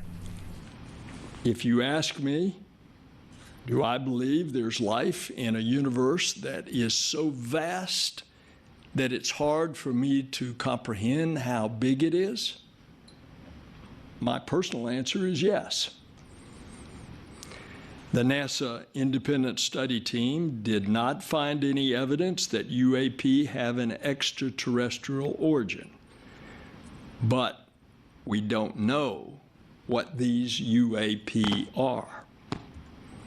That's why I'm announcing that NASA has appointed a NASA director of UAP research.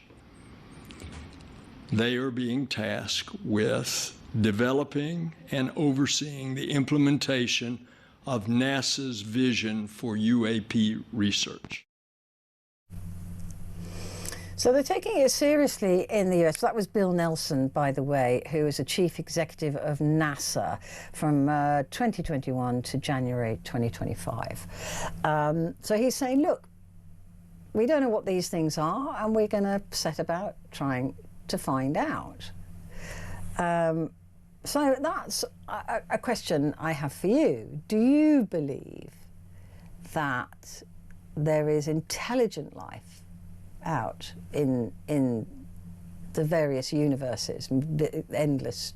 I can't get my head around how big space is, but do you believe that these exist? I mean, I think it would be ridiculous to assume there is no life other than ours, but we are such you know, billions and billions of chances and accidents and catastrophes that have created human life on this planet. Could that be possible somewhere else? But yeah, I guess so. But I believe there is life out there, whether it's intelligent life or the kind of life that would lead us to believe that aliens have been visiting us. I don't know. But having said that, I'm not closed-minded. I just haven't seen it. myself. The number of stars is infinite. This is a message that's come through. A number of stars is infinite. Therefore, if only 1% of those stars have planets, then that's an infinite number of planets. And if only 1% of that 1% has the potential for life, that's an infinite number, and so on. Absolutely. And if it's infinite, we don't even know what 1% represents, right? Because it's infinite. So we don't know what that 1% or even 0.01%. But, and that's what I'm saying, I believe there is life out there. I believe there's, you know, there's probably some sludge or some, I don't know. But I'm not convinced by intelligent life, although why wouldn't there be? But would it be more intelligent than us? Would it be able to travel through time and space? I mean, that feels to me like perhaps going a step further than we believe is possible. I don't know. Look, I suppose anything's possible, but is it probable? Give me a call. Let me know what you think. Is there intelligent life out there? Do you believe in the presence of aliens? Do you believe that aliens have visited this planet? Or UFOs, have you seen any? Or the UAPs? David sent a message saying, loving this, reminds me of the late Howard, R.I.P. Yeah, Howard Hughes. We do miss him. That was a weird set of circumstances as well, if you're talking weird. But anyway, let's talk about this. Do you believe there is intelligent life beyond Earth? Do you believe that there are aliens that visit us? Okay, give me a call. I would really love to hear from you. 0344 499 1000. Calls are charged at the national rate, but we do call you straight back. And you can text the word talk and then your message to 87222. Right, let's go straight to the phones now. And Rob is in Preston. Good morning, Rob. Are you a new caller? I am a new caller. First time I've ever called a media brilliant. station ever in my life. Oh, I'm so pleased you did. That is so exciting. I'm glad. Great to have your company. Tell me your story. Okay, well, I'll just go straight to the two incidents. One was in October 2014. Yeah. And the second one was in the same month, exactly a year later in 2015. And the first one in October 2014. We're at what is called a probe conference we used to have up here in the Northwest of various speakers. And on the second day of the weekend, a gentleman got up and spoke for an hour about UFOs in ancient history and how they've also been painted in the Renaissance as well. And it was fascinating. So we listened to that for an hour. And then at the break, lots of people were outside the coffee place and were pointing to the sky. And I went out and I looked up, and there was this incredible object hovering over the YMCA in the place where we had the conference. And I looked up at the guy who's a lot taller than me and who's spoken for an hour about these things, and he looked at me and said, "What do you think about that then?" I said, "Is it a meteorological balloon?" He said, "Well, what do you think?" I says, "Well, it can't be because it's a strange shape and it's spinning on its axis." Was this daytime or nighttime? It was at about 10 o'clock, 11 o'clock in the morning on a Sunday morning. Okay, all right. It was blowing towards the northwest, and yet this thing, after about half an hour we were looking at it, we got so bored with looking at it. It was filmed by somebody with a video camera, and it moved towards Manchester. And after the conference, we played it back on the video screen, and it was a UFO. And it was recorded in Manchester on that evening by the UFO group in that city. And then 4 days later, the newspapers from Australia reported exactly the same thing there as well, over Brisbane, I think. Okay. Right. I mean, it's a heck of a coincidence that you were talking about aliens and spacecraft, and that it just... Well, that's the incredible thing. But I mean, I was one of about 20, 30 people who were looking at it. But we all took it for what it was. It was a UFO.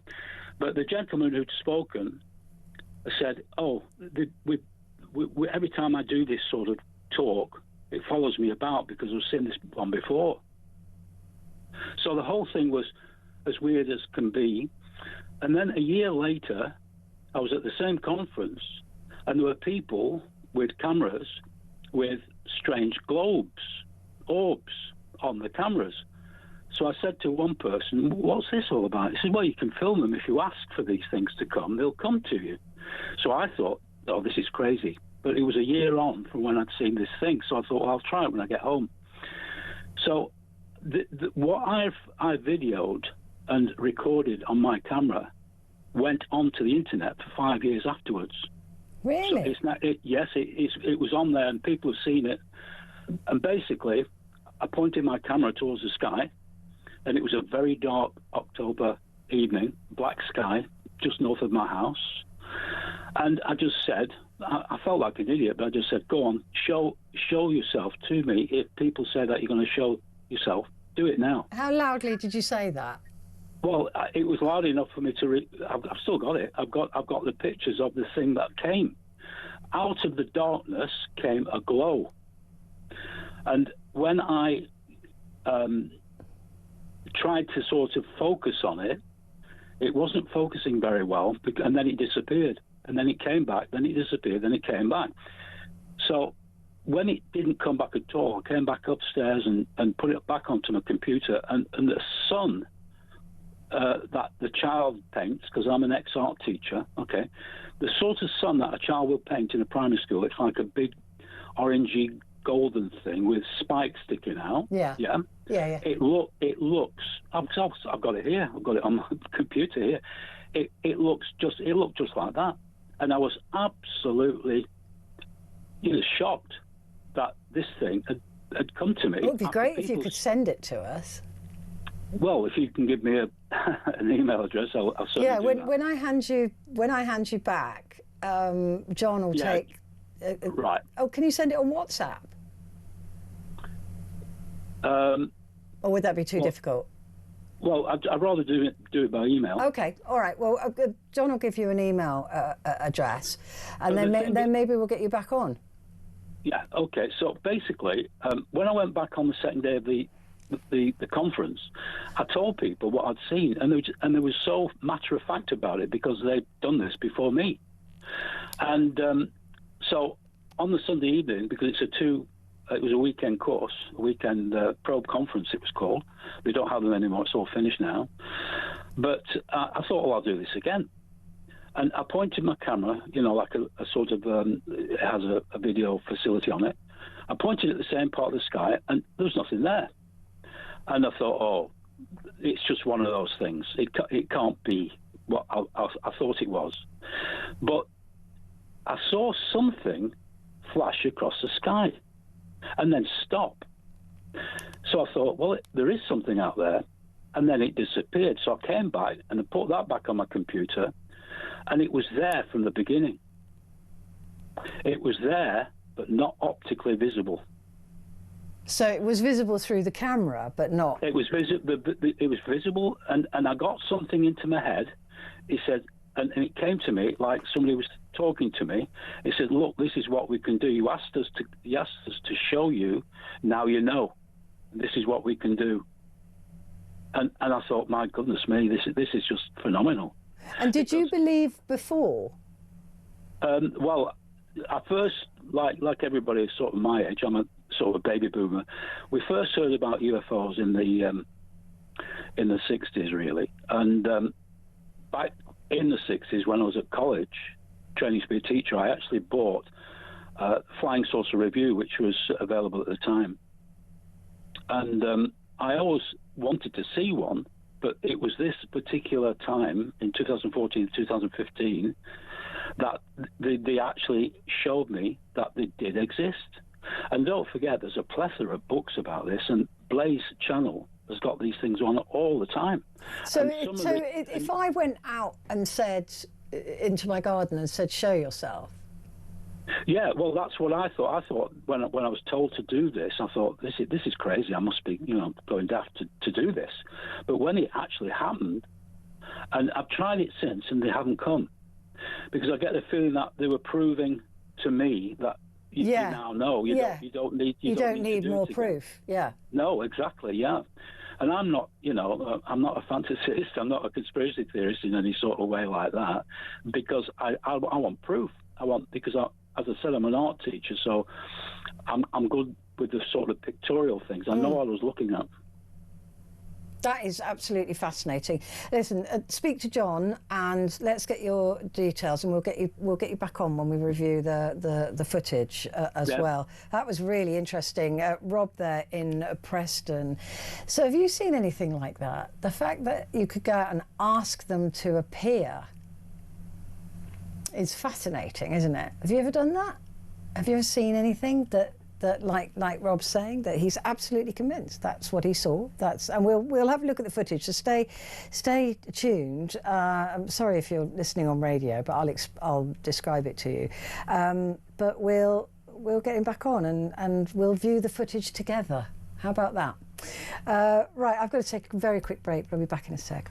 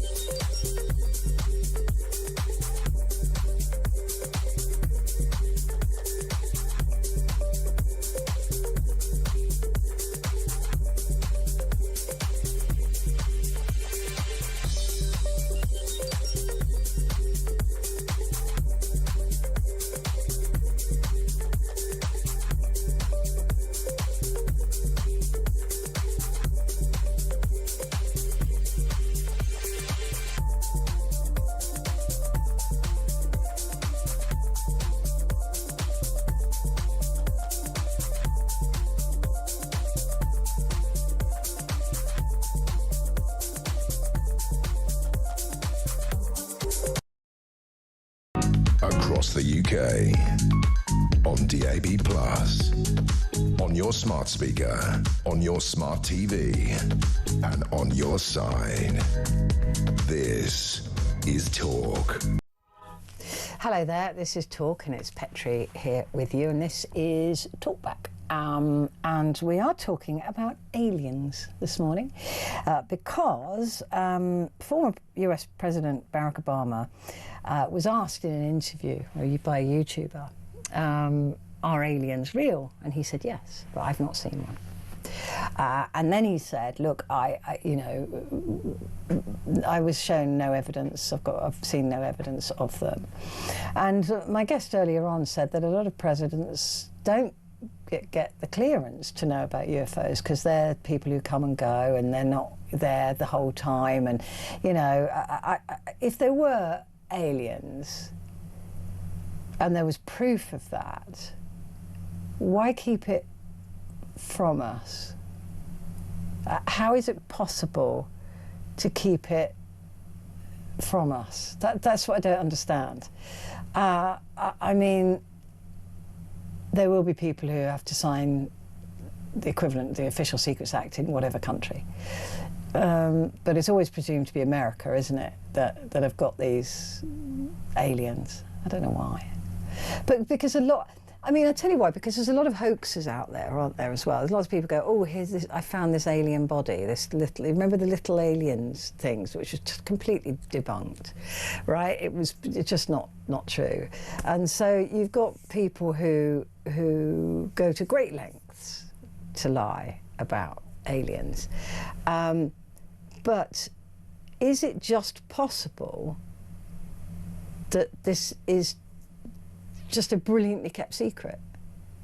That all the people in the world, the hacking outfits and all these people, that it hasn't got out that there are aliens. We have proof of alien life, of intelligent alien life. And like I say, to imagine there's no life out there, I think would be very sad and also impossible, you would imagine. If there's an infinite number of planets and solar systems and universes, the accident that caused humanity could have, the chemical stew that created us could very well have been replicated, or something slightly off. I mean, just like literally one thing off, and we wouldn't be humans in the form that we are. You know, one planetary disaster different. Like if it wasn't the Ice Age, if it wasn't the fire, all of these things created this stew that led to us becoming the dominant species. Billions of chances and odd things that happened, and weather, and all these billions of things.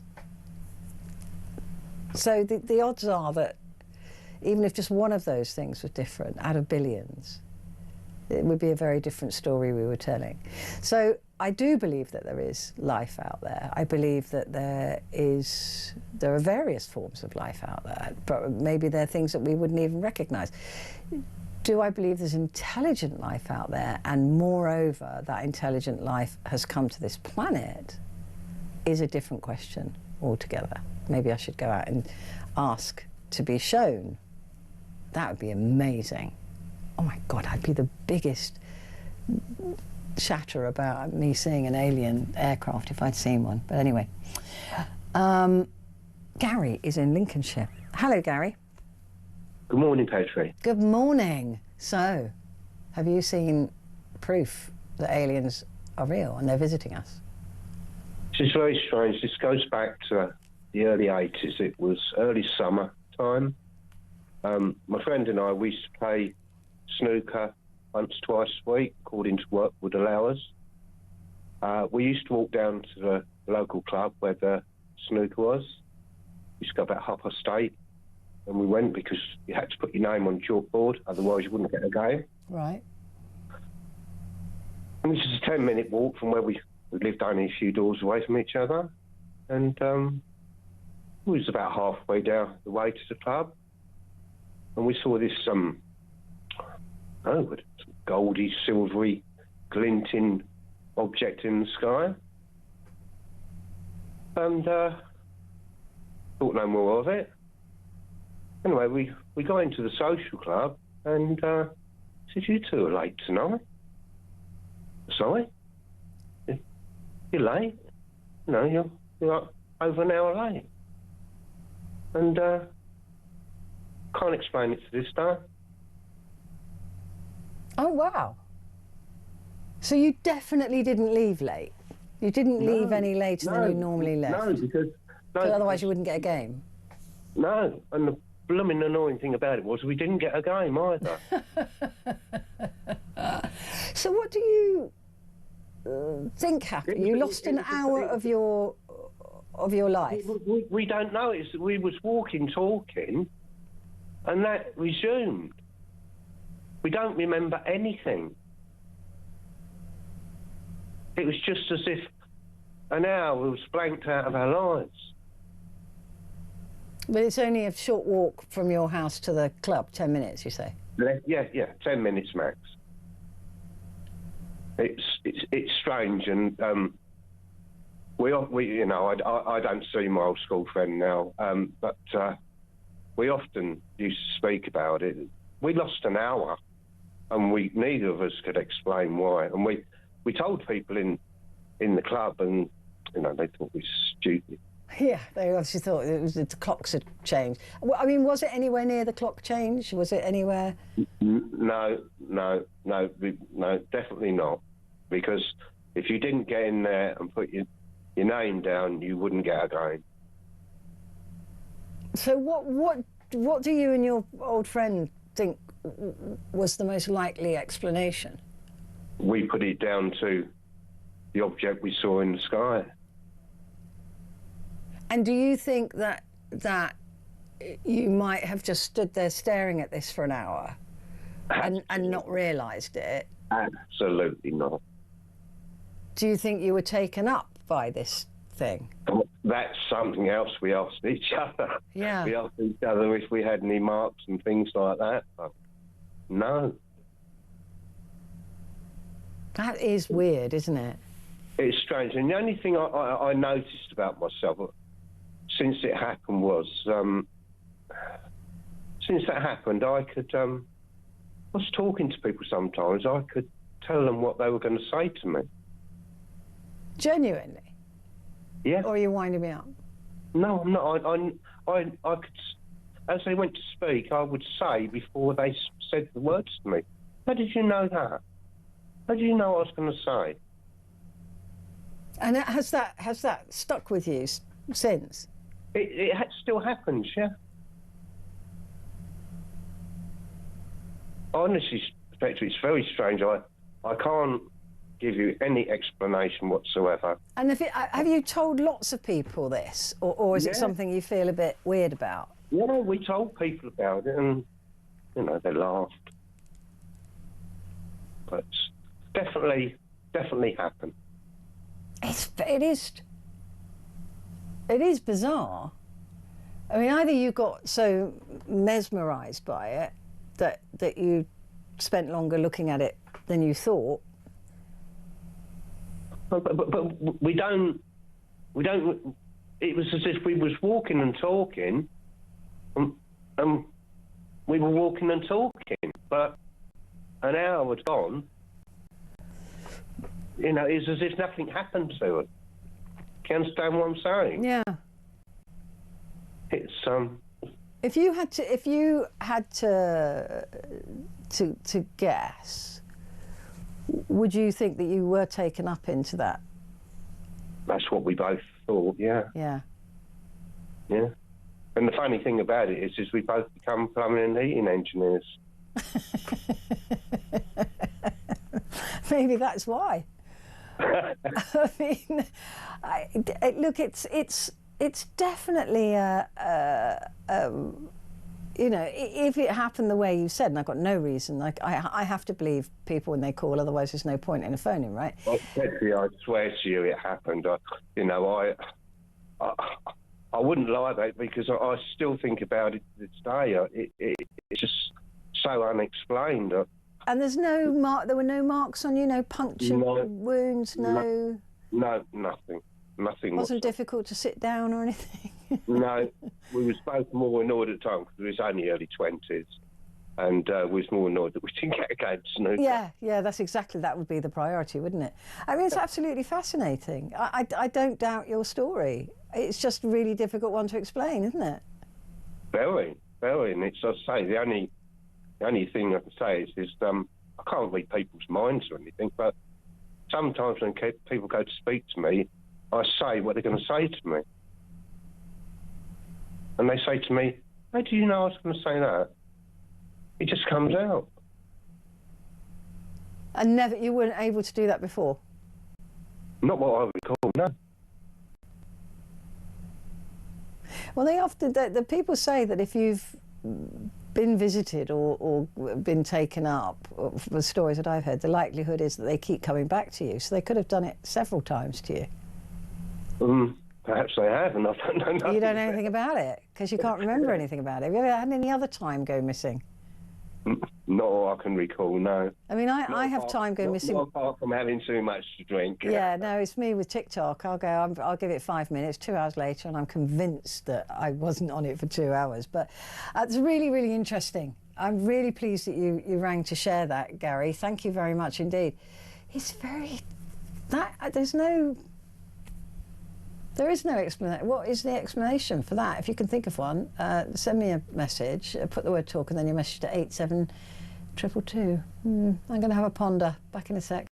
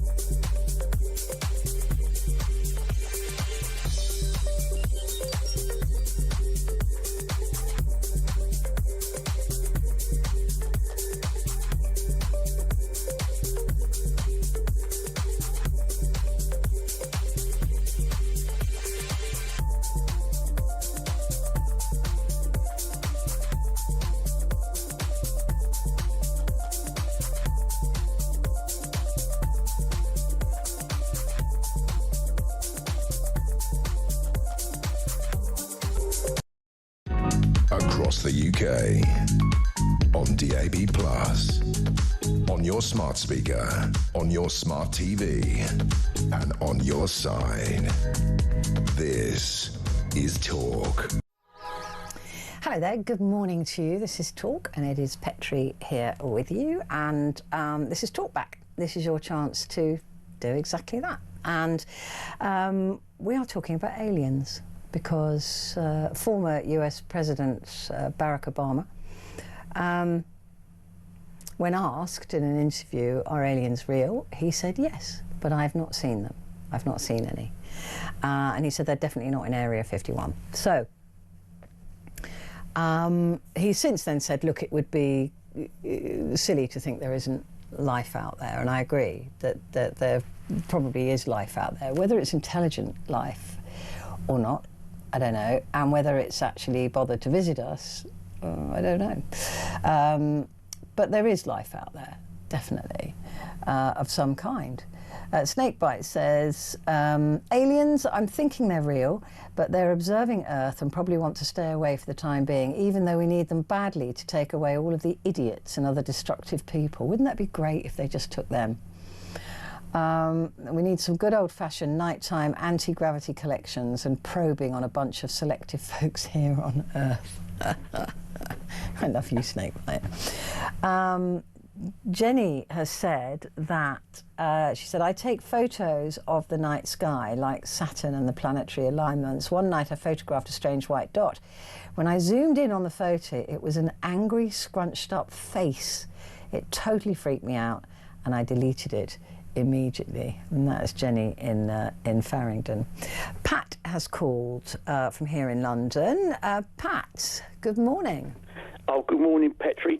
Look, I mean, before I get on to what I'm going to talk about, which is serious, well, what I think is serious, can I mean, and this is no way I'm sort of denigrating the first caller, but he said that the UFO appeared over the YMCA, and naturally, I mean, this is me being like a quick funny in my mind, and I thought myself, what was it crewed by? The village people?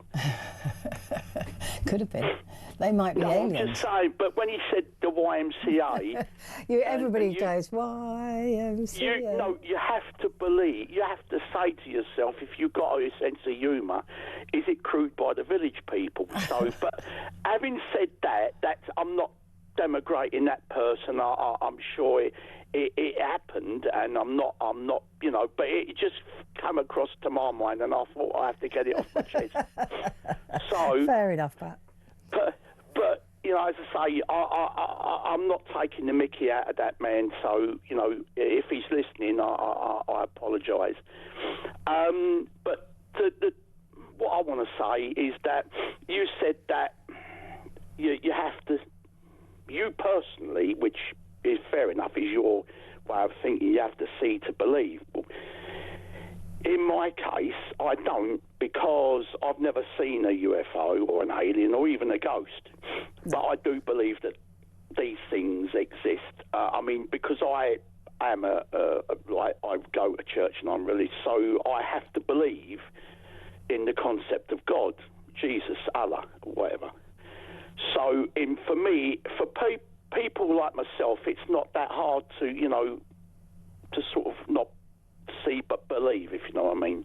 Yeah, you have faith. So it's easier for you to imagine if you believe in a God, whatever that God looks like to you, a being, then it's not such a big leap then to believe in intelligent life.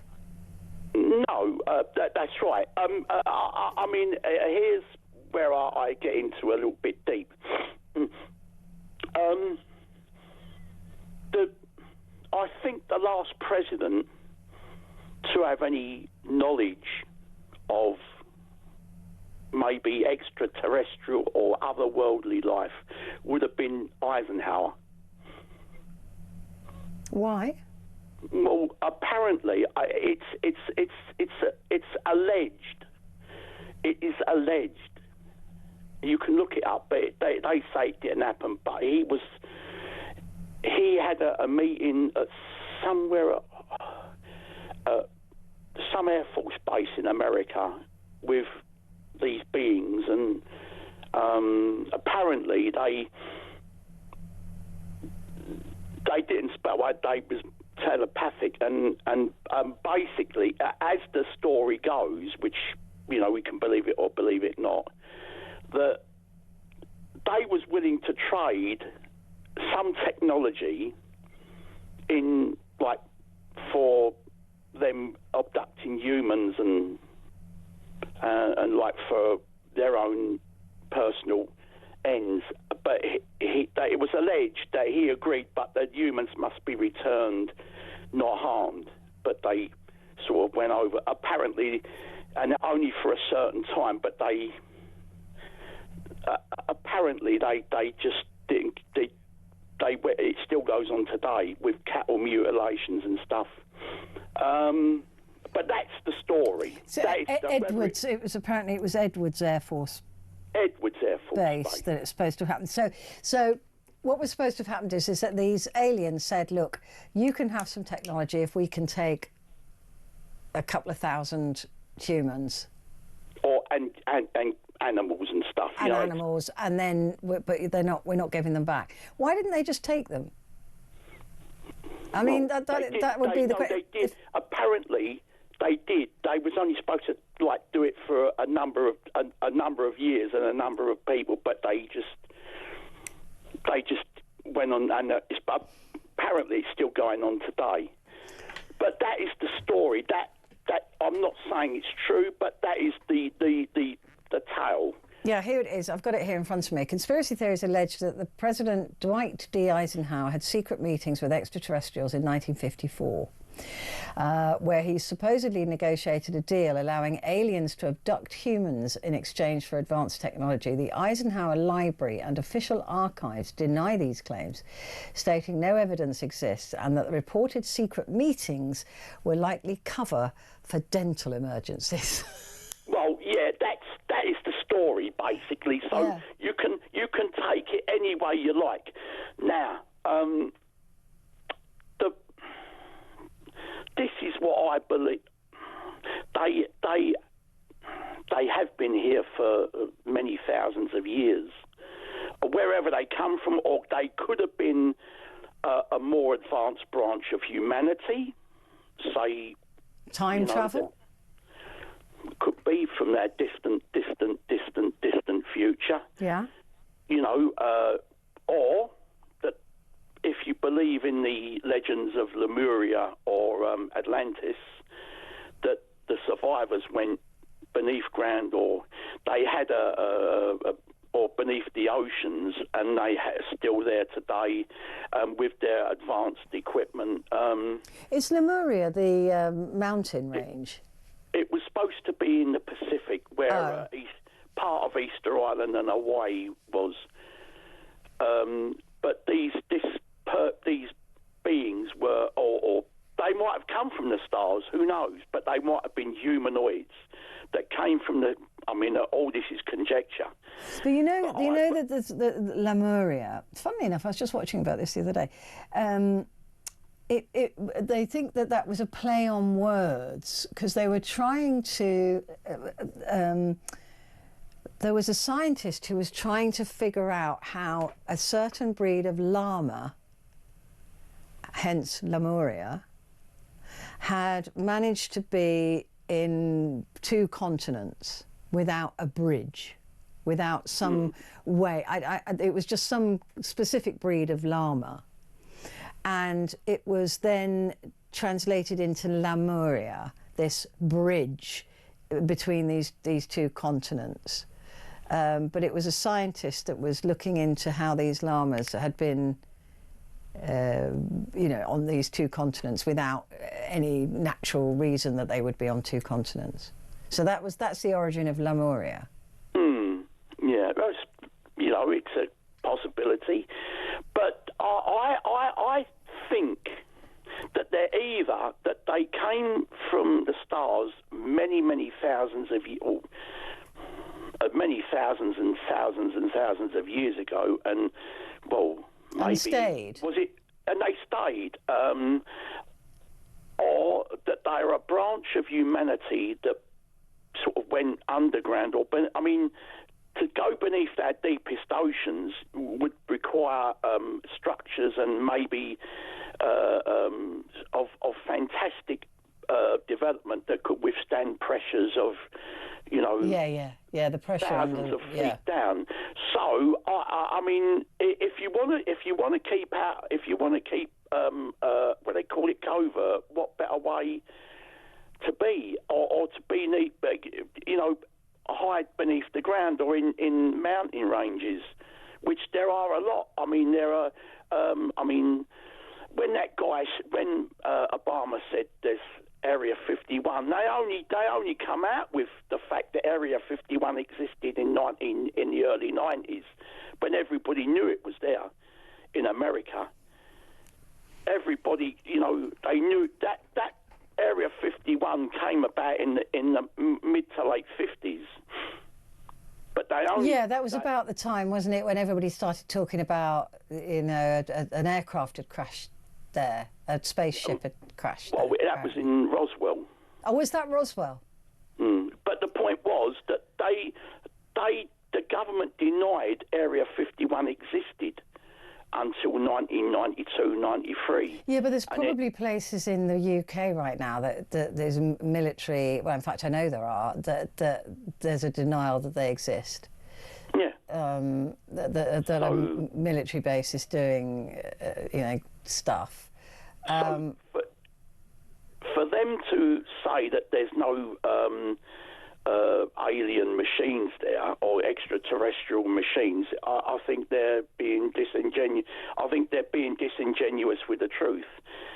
You know, it's just that they haven't. They've only covered it. You know, say, oh, that you're being silly, and you've been seeing things and stuff.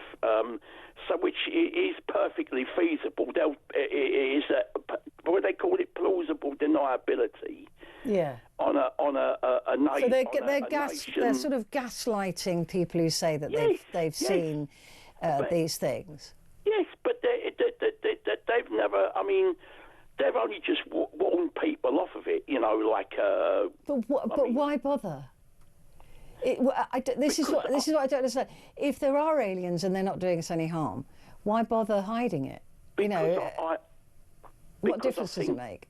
Well, I think that it blows out. If it was to be true, it would blow out the water that we're, you know, top of the food chain in intelligence. I don't see why that would matter if they're just. That's what I don't understand. If it is true, and there's no harm is being caused by this, then there's no reason for us not to know. And maybe it is a good thing for us to know that we're not top dog. Well, and there's some people, there's some parts of the American establishment in, like, I mean, that are ultra-conservative Christians, and they believe that these things are evil. Yeah, well, ultra-national Christians, they just want people to believe in their God, and they're worried that if there's an alien, if there are aliens, that people might stop believing in God, and all the money that God makes for them. There's a lot of issues with that. Pat, fascinating to talk to you. I really enjoyed that. Thank you. So Pat does believe there's intelligent life out there, and we're sort of being gaslit into believing we're a bit silly. By the way, we have got not a video from Rob, but we've got a photograph from Rob, but we'll show it after the break. So stay where you are.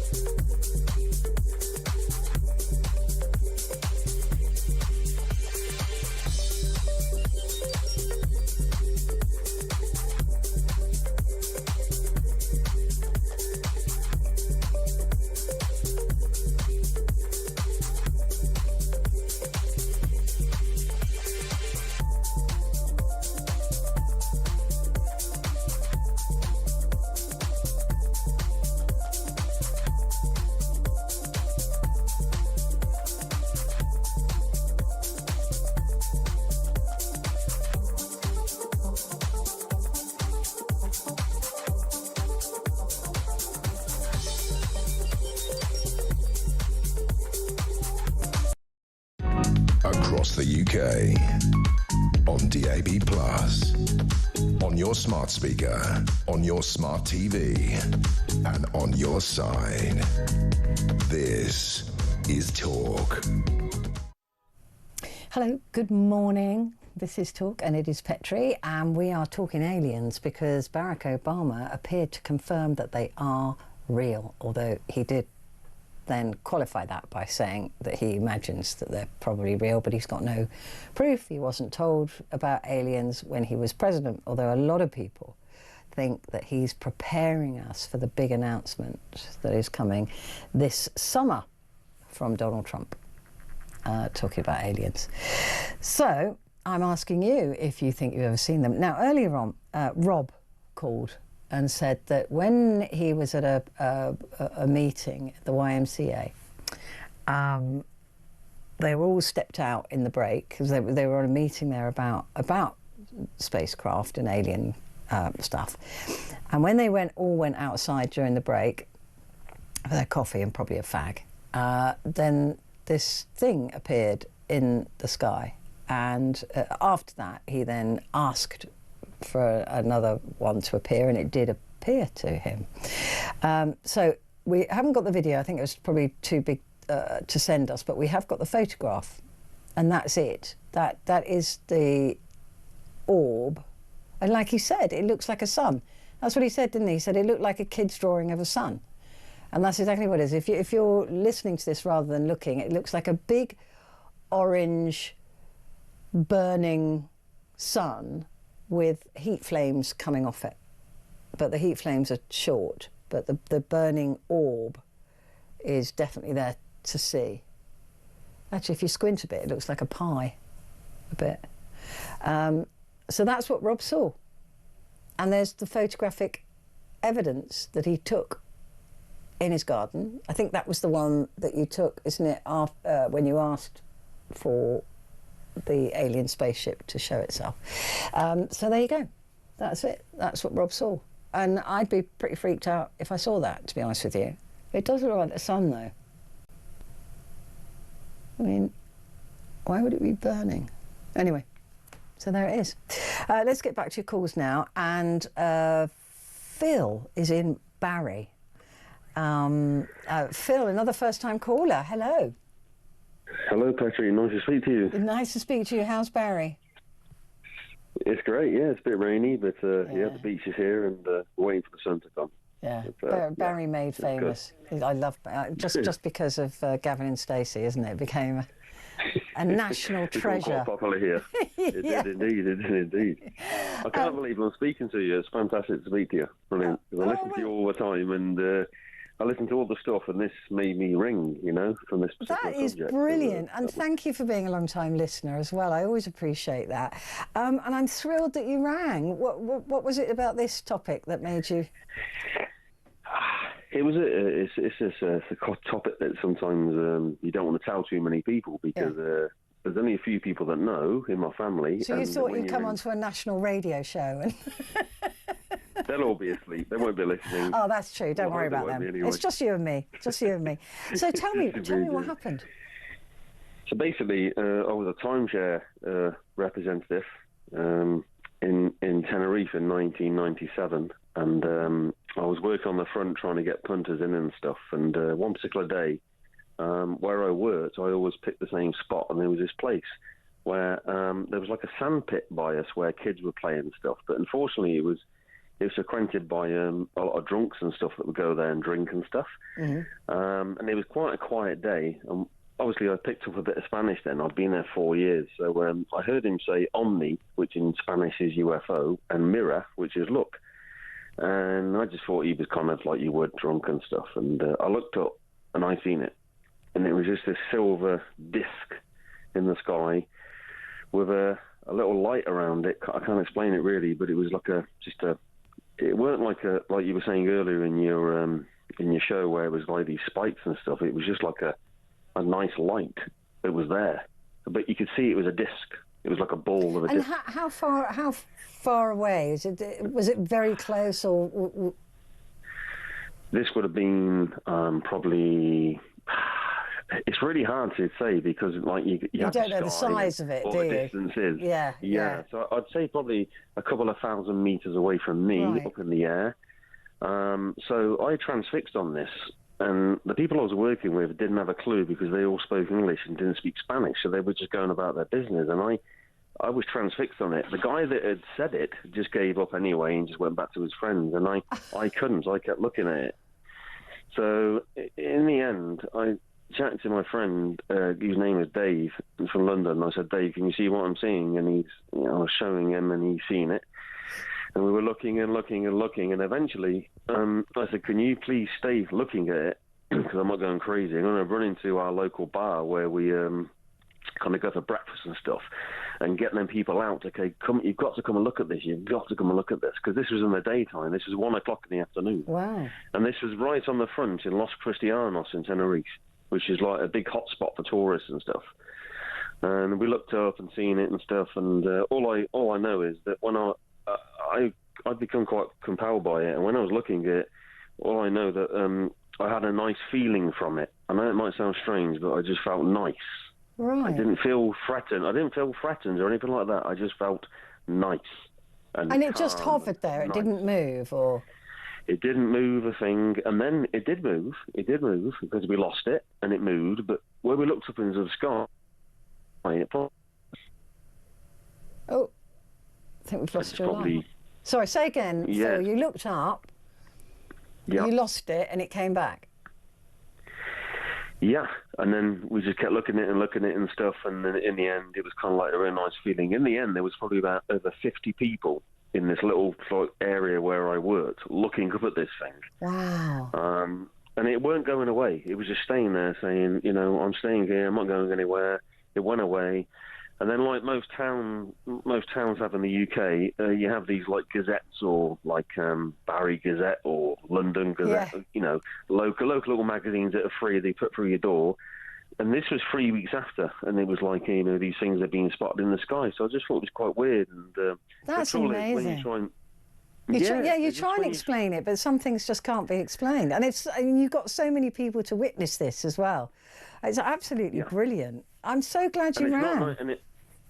Well, it wasn't nighttime, it was daytime. So it wasn't, a light in the sky. It was in the day, and it was silver, and it was a disc, and it was a ball, and it was, and the thing is, it's just stuck with me because it stayed with me all my life, It was 1996, now 2000. Well, it would, wouldn't it? And, it's just something that's just stayed in my head, Okay. I'm not saying they're aliens, I'm not saying anything, but they certainly weren't air balloons. I did all the usuals. It wasn't air balloons, it wasn't bits and bobs, it was just a weird thing that stuck with me. But all I know is I felt a nice peace looking at it. It felt nice looking at it. It felt calm. Felt nice. That is amazing. I wish I could see something like that. I really do. It's just, I never have. Phil, brilliant first time call. Please call again. That was fantastic. Thank you. Right, and we now have Bob and Joe, who are in Manhattan. Hello, Bob and Joe in Manhattan.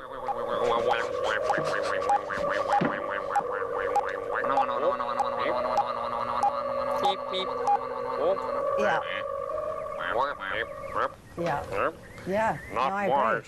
Nope. Earth. That's the aliens from Sesame Street. Earth. Yep. Yeah. Thanks. Look. Like I said, no sign of intelligent life, either in space or in my control room. Thanks, lads. Idiots. I mean, seriously. They're like children. Unbelievable. Thank you for that. Right, just before we run out of time, I've got some messages to read. They think they're so funny. They're all laughing in there. Like, oh, so funny. I like to think there is life out there, but all sightings of UAPs is rubbish. For years, stealth